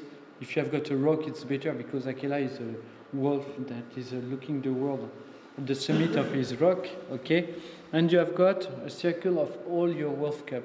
And Aquila is first we start by a prayer, of course, and Aquila is telling a story of the Jungle Book. So you have all to read the Jungle Book.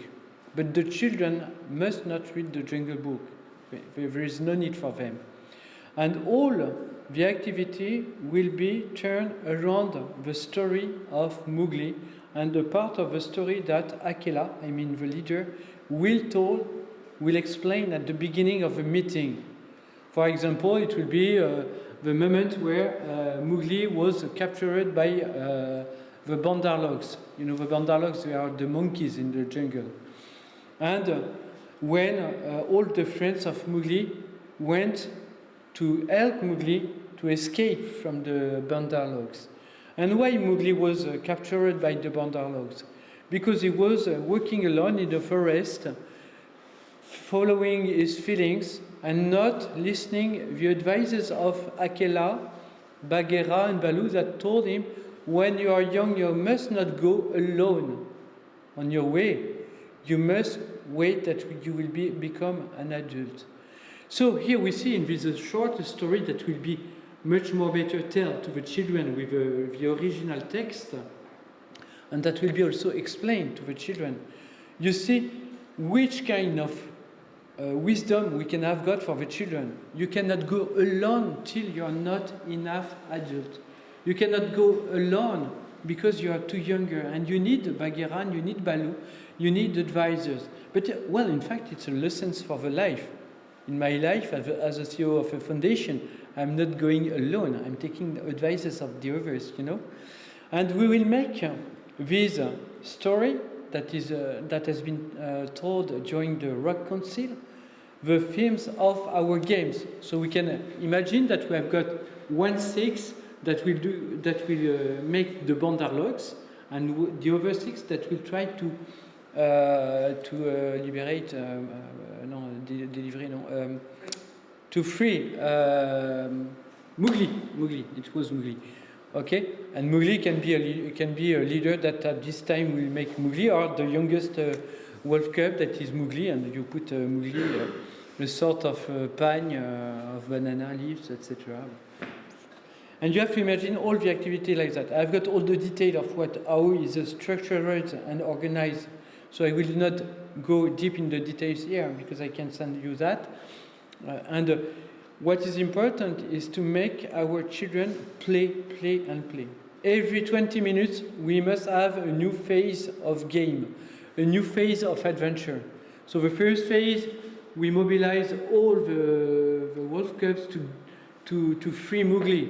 The second phase, to free Mowgli, we have to know how to make some knots, for example, because we will have to climb some rocks. You know, for example, I saw beautiful rocks back to your house. It was a good place to make the rock conceal. I took a picture, I can show you. I have got the proof. And then after, at the end, we have got a prayer, and of course, at the end of the activity. But before, we are eating a little with the Wolf Cubs, some food, some cookies, because at this age we are eating at every moment.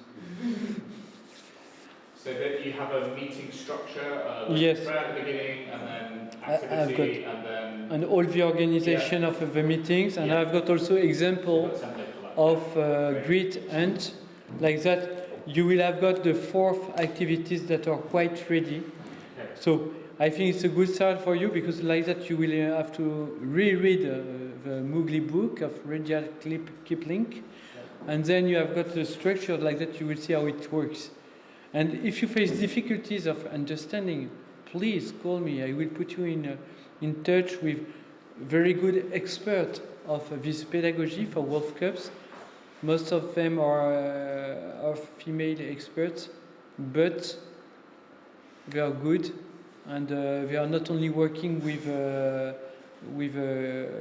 girls, they are working also with boys. So the meetings, I mean, I'm just thinking of the summer, are they always done on the weekend everywhere else, or do people ever do weekday evenings? Like that? In Germany, they are used to have got a meeting every Friday evening, because in Germany you have no school on the afternoon. I know that in Italy they are meeting twice a week, because they are living in a different with a different way and of organization in their whole society. I don't know how you can organize that in the English society. There's one, a minimum 3 every 6 weeks, and it's up to us. Yeah. But that's eventually we get to 3 every Yeah, you 6 start weeks. Eventually, not for the beginning. For the beginning, you have to experiment your capacity and your abilities, and then after, we will take stock of that in 3 months or 4 months when I will come back, or when I will send you some expert of this pedagogy that will teach you more things. Yes. Teaching on Sunday, so might be good. It's a monthly meeting on Sunday. Yeah, potentially. We'll have Yeah. to talk about Okay. it. We'll talk about Find it. a time. Yeah. Okay. But that's in person. Maybe Yeah. meeting with the kids, or is that? with- Oh, fine. Yeah, I will have to. When you were talking about the scouts, you were mentioning how the skills were also really important, but they had to develop certain number of skills. Is this something that we need to include as well when we plan the games? Like, Yes. Is there like a list or like an idea of number of No, skills? there is no list, in fact, but when you are planning an activity, for example, you know that to get to the promise for the Wolf Cubs, I take this book. Fortunately, you have got a book in English for the Wolf Cubs. We try to integrate those into the activity. It's according to the animals, right? Yeah. Like each particular skill is represented by an animal. Yes, there is a lot of skills. I think they put all the skills here. I don't know. For example, they must know the prayer of the Wolf Cubs, you know. And before doing your promise as a Wolf Cub, you must know this prayer. You must know the law of the pack. So, for example, the Wolf Cub thinks of others first, you know. So, part of the game can be also to check if the friends of Mowgli know the jungle law. So you have got a leader, Baloo, for example, because Baloo is a master of the wisdom in the jungle, where Bagheera is a sort of protector of Mowgli with a strong power, and that is very. She can be very aggressive, Bagheera, in some story with Mowgli, to defend and to protect Mowgli. That's a good way also to see this balance between the force, the power, and the wisdom. You know, you have to be wise, but in the same time you have to act. Everything is well think. So, for example, you can have got Baloo that said, to go and help Mowgli to escape from the monkeys, from the Bandalog, you must tell me 3 maxims of your law. If not, you cannot help Mowgli. So, it's very good because he has to know these 3 maxims, you know. And you introduce in your game some elements of his booklets that are here to help him to progress and to get more and more skills. I'm checking if there is, and maybe at the end yes, there is a lot. There are some grids with some things to do. So you can, if you use this booklet, we will maybe add the British flag, but there is a lot of things that you can introduce in your games.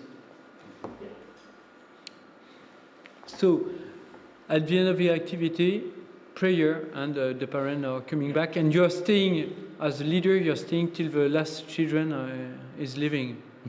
Don't do that. What I've done when I was a young leader, I said, I'm fed up, now I'm waiting for 1 hour, I'm leaving. And so, Sean, we've got other parents and helpers who'd like to be involved, to kind of help us out, get things going. What would their role be on a typical event? We've got some people here and some people who are not here, who are very keen to kind of get involved, either fathers or volunteer helpers. What would they do on a particular afternoon?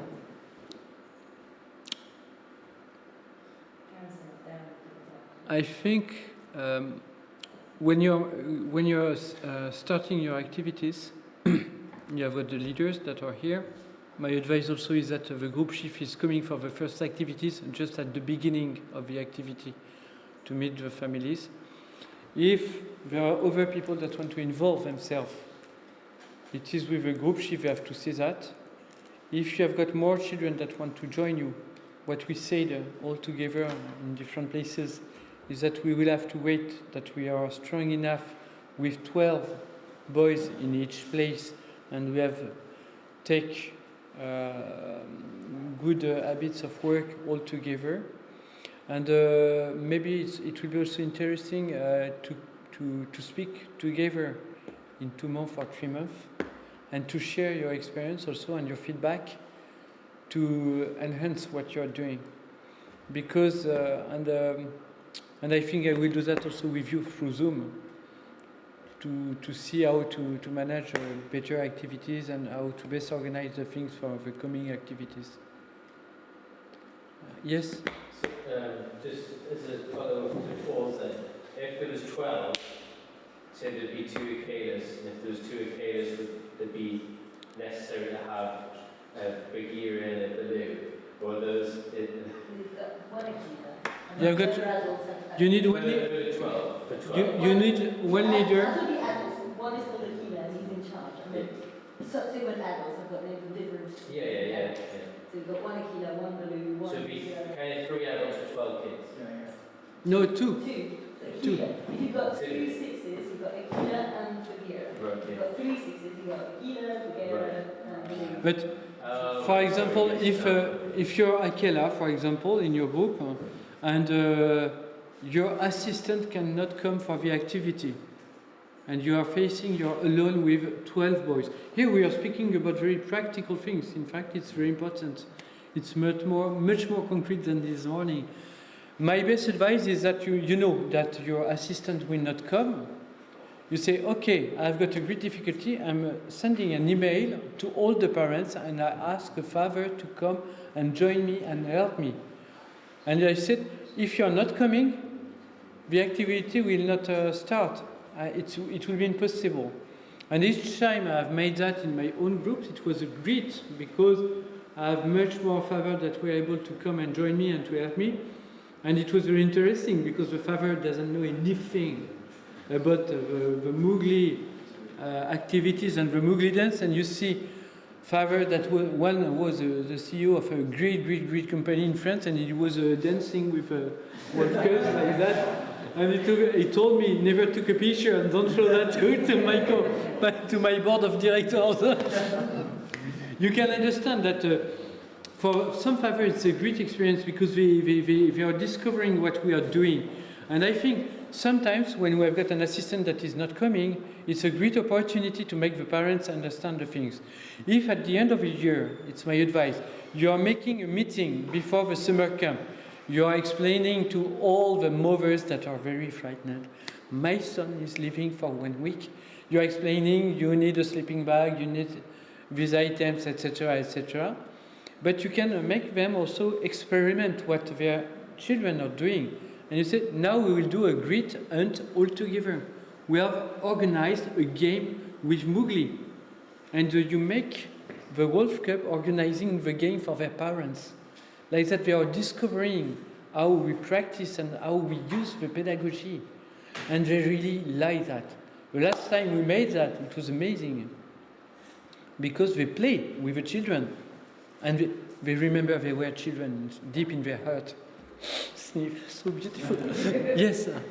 It's more of a UK question, I guess, but how would that work, regarding like legal checks? If you've got a parent We've got just a safeguarding policy, so it's like As long as you're treat this, as long as for me, someone to do business there and in schools.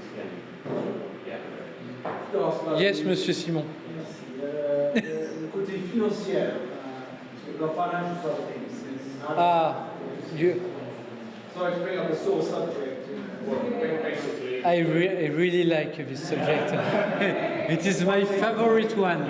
Money. You're looking at probably like sort of £10 a month for a child, or £100 for the year, and then you also need to purchase the uniform, and then going on a summer camp would be also extra as well, so like 30 or 40. We'll just be paying for a place. Exactly. So we need to get the insurance, we need public liability insurance, and then that's cover most of the costs. If there are additional costs, it would be one for the summer camp, maybe £30-40 or additional costs for materials. So that would be the basis. And things like very affordable, things like tents. Would they be owned by the scout troops, and how would they be paid for part of this?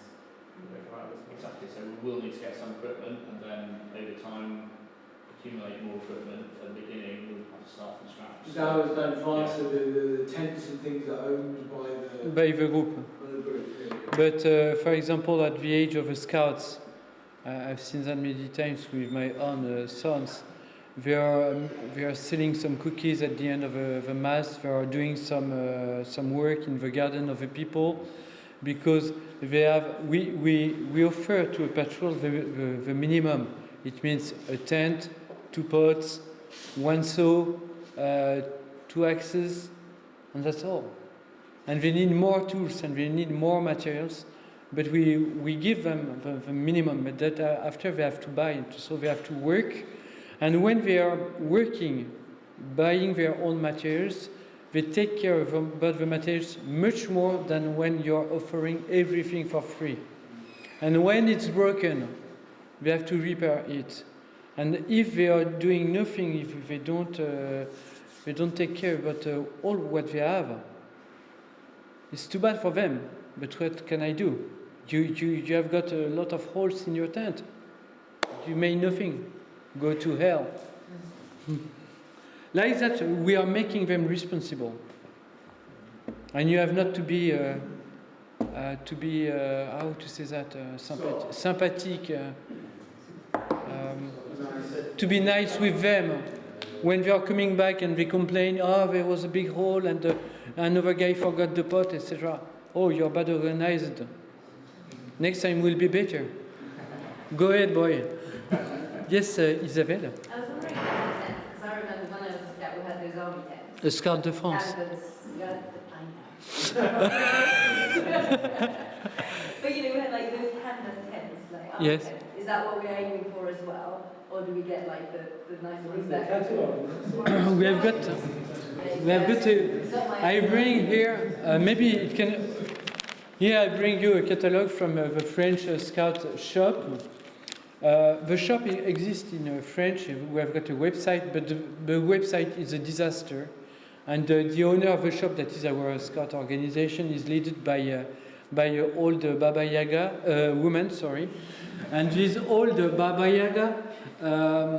When I told her that her website was absolutely horrible and not very efficient, she told me no, it's perfect. So that's why you have got a catalog here. You can order what you want, and it arrives very fast in England. Do we need to get the material from that catalog? If you find, for example, shirts that has got lowest price in England, of course buy it.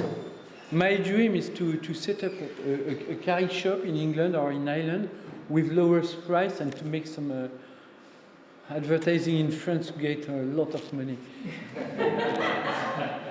And be careful when you will buy the badges. There is a page where it is Scouts of Europe. when you will order. So things, it's Scouts of Europe because we are doing badges for other Scout organization. You know, in France there is a lot of Scout organization. We love so much to be divided in France. Scouts for Brexit. Yes, Scouts. Yes.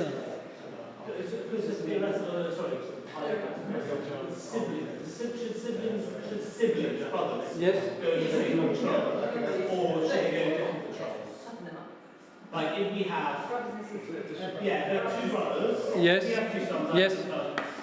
Do we split or do we keep the siblings together? My advice is to split. It's better for their experience.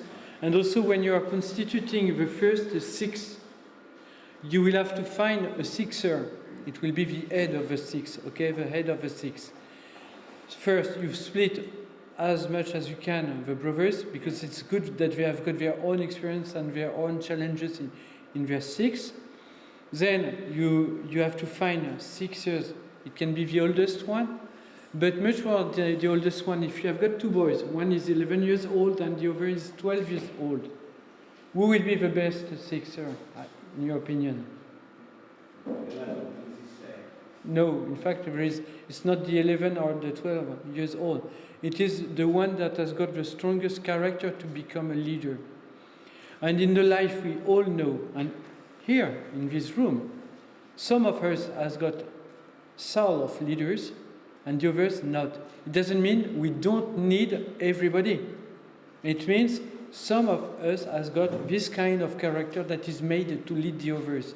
But if I am a leader, as Jean-Luc Angélis, and for sure am I need the others because I cannot do my job. I cannot do my work.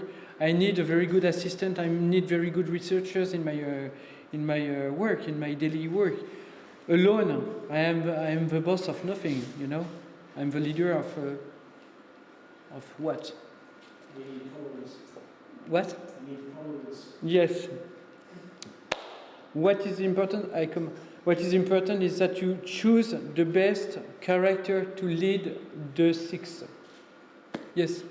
When they're in their groups, how long do they stay in that group for? So we have like a group of six, do they stay in that group for a year? Yes, they stay all together for 4 years.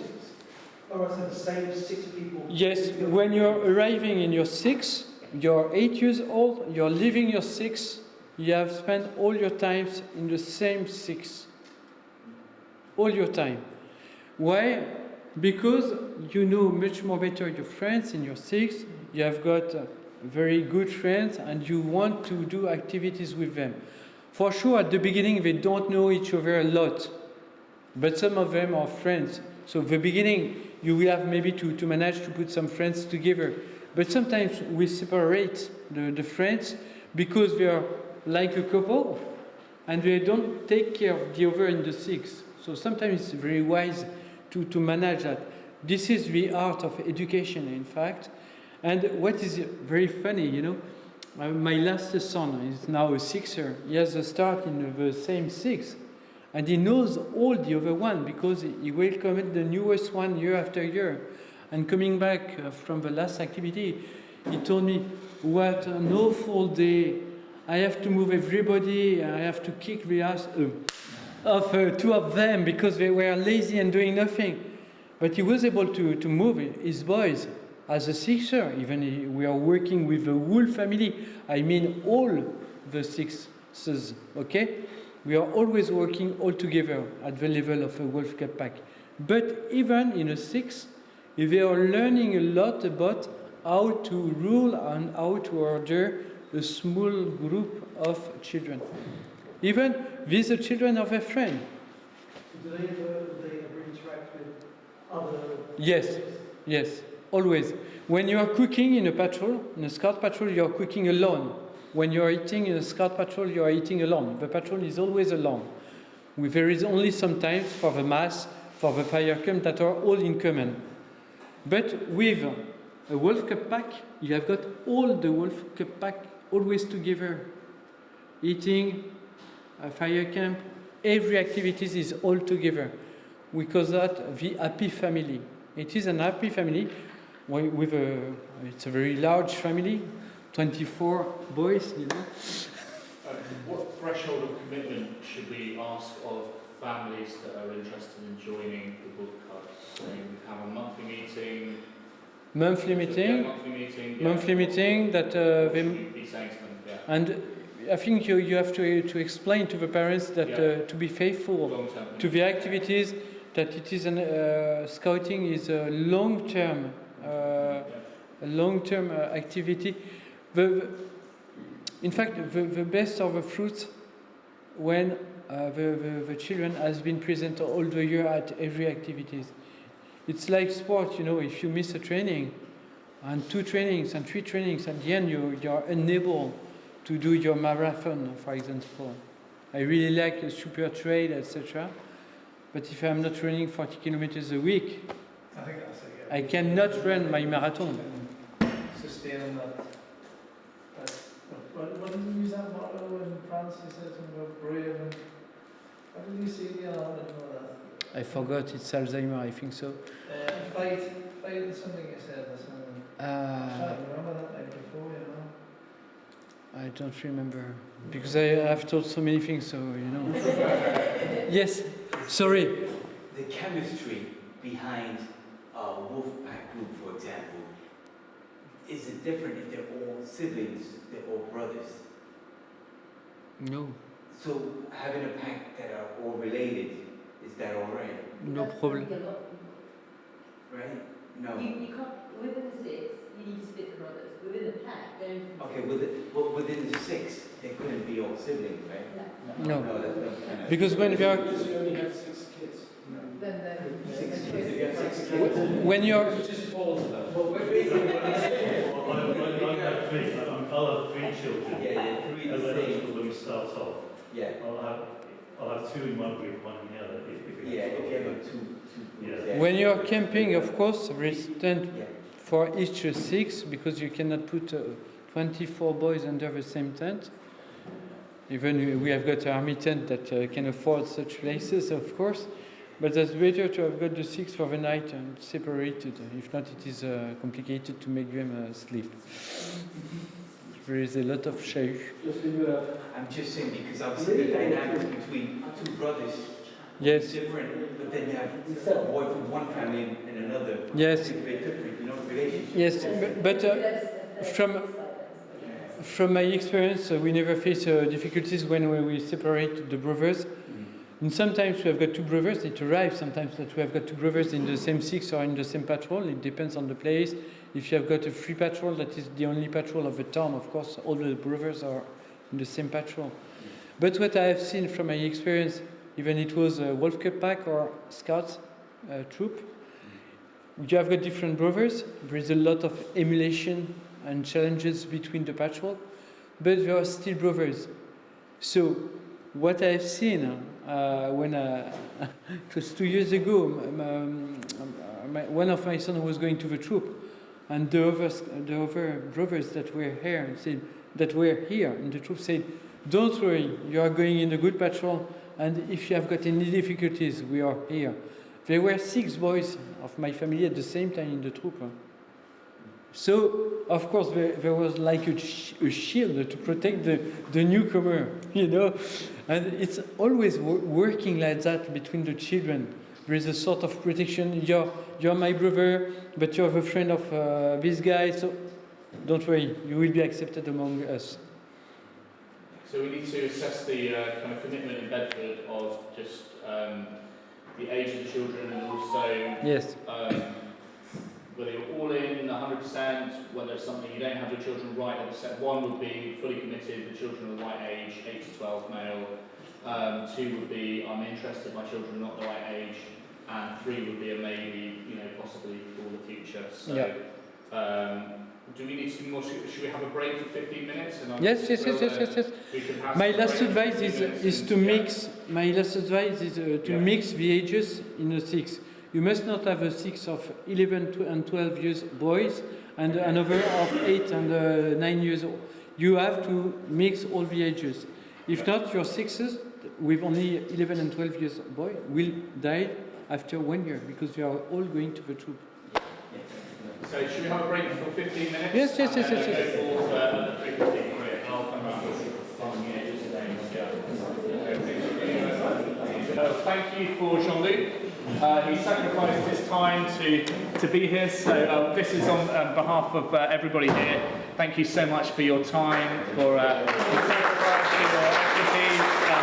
It's been so wonderful being with you the last couple of days. Just a small Christmas present to say Happy Christmas, and thank you so much, and blessings to your family, and thank you for coming to England. For coming to England at a challenging time. We're so grateful for your time, and we're so grateful you've been so wonderful for us to give us the experience, the expertise, and I hope that this visit will be very spiritually fruitful in the long term. We've got a great group right here ready to start, so thank you very much indeed. Would you like to just say a few closing words, and then we'll finish the day, and we'll need to tidy up the chairs and be ready for the next group. So okay. Thank you. Thank you all of you to come to this meeting. It remembers me a old story. You know, it's a millionaire that has got a lot of money and is organizing a party, and there is a swimming pool, and then in the swimming pool where the party takes place around, there is a shark that has not eaten nothing for a while, and the millionaire is telling to everybody, if somebody is able to cross the swimming pool, I will offer him a lot of money and my daughter that is a beautiful woman. So nobody is going on the swimming pool because of a shark, and suddenly you hear somebody that is jumping and that is swimming a lot, and that exit from the pool, the swimming pool, alive. So the millionaire come and say, wonderful, you have got 2 million, and the end of my daughter you will get married. Have you got something to say to me? Who is the one that pushed me in the swimming pool? Maybe you have got this feeling at the end of this meeting. Who is the one that pushed you in this adventure? I don't know, but I think it's a blessing of God to meet Christian families that want to join all their efforts to do something that is very consistent for the education of our young. And that's why I'm very happy, and I have not enough word in English to say how I'm happy at the end. I know it's a sacrifice for my family, for sure. It's a sacrifice of my free time. But in the same time, there is much more joy in my heart today because we have achieved a great thing, a great meeting, and we are starting on a very good basis. And I promise you one thing, I will come back again and again till the time you will be strong enough, and you will have got a critical mass that will be enough and sufficient for you to have your free life as a Scout organization in England, the country of Baden-Powell. And what we will do all together is absolutely amazing, and I really believe that if we keep God in the middle and the Christ in the middle of our Scout camp, we will succeed all what we want to start. Thank you so much.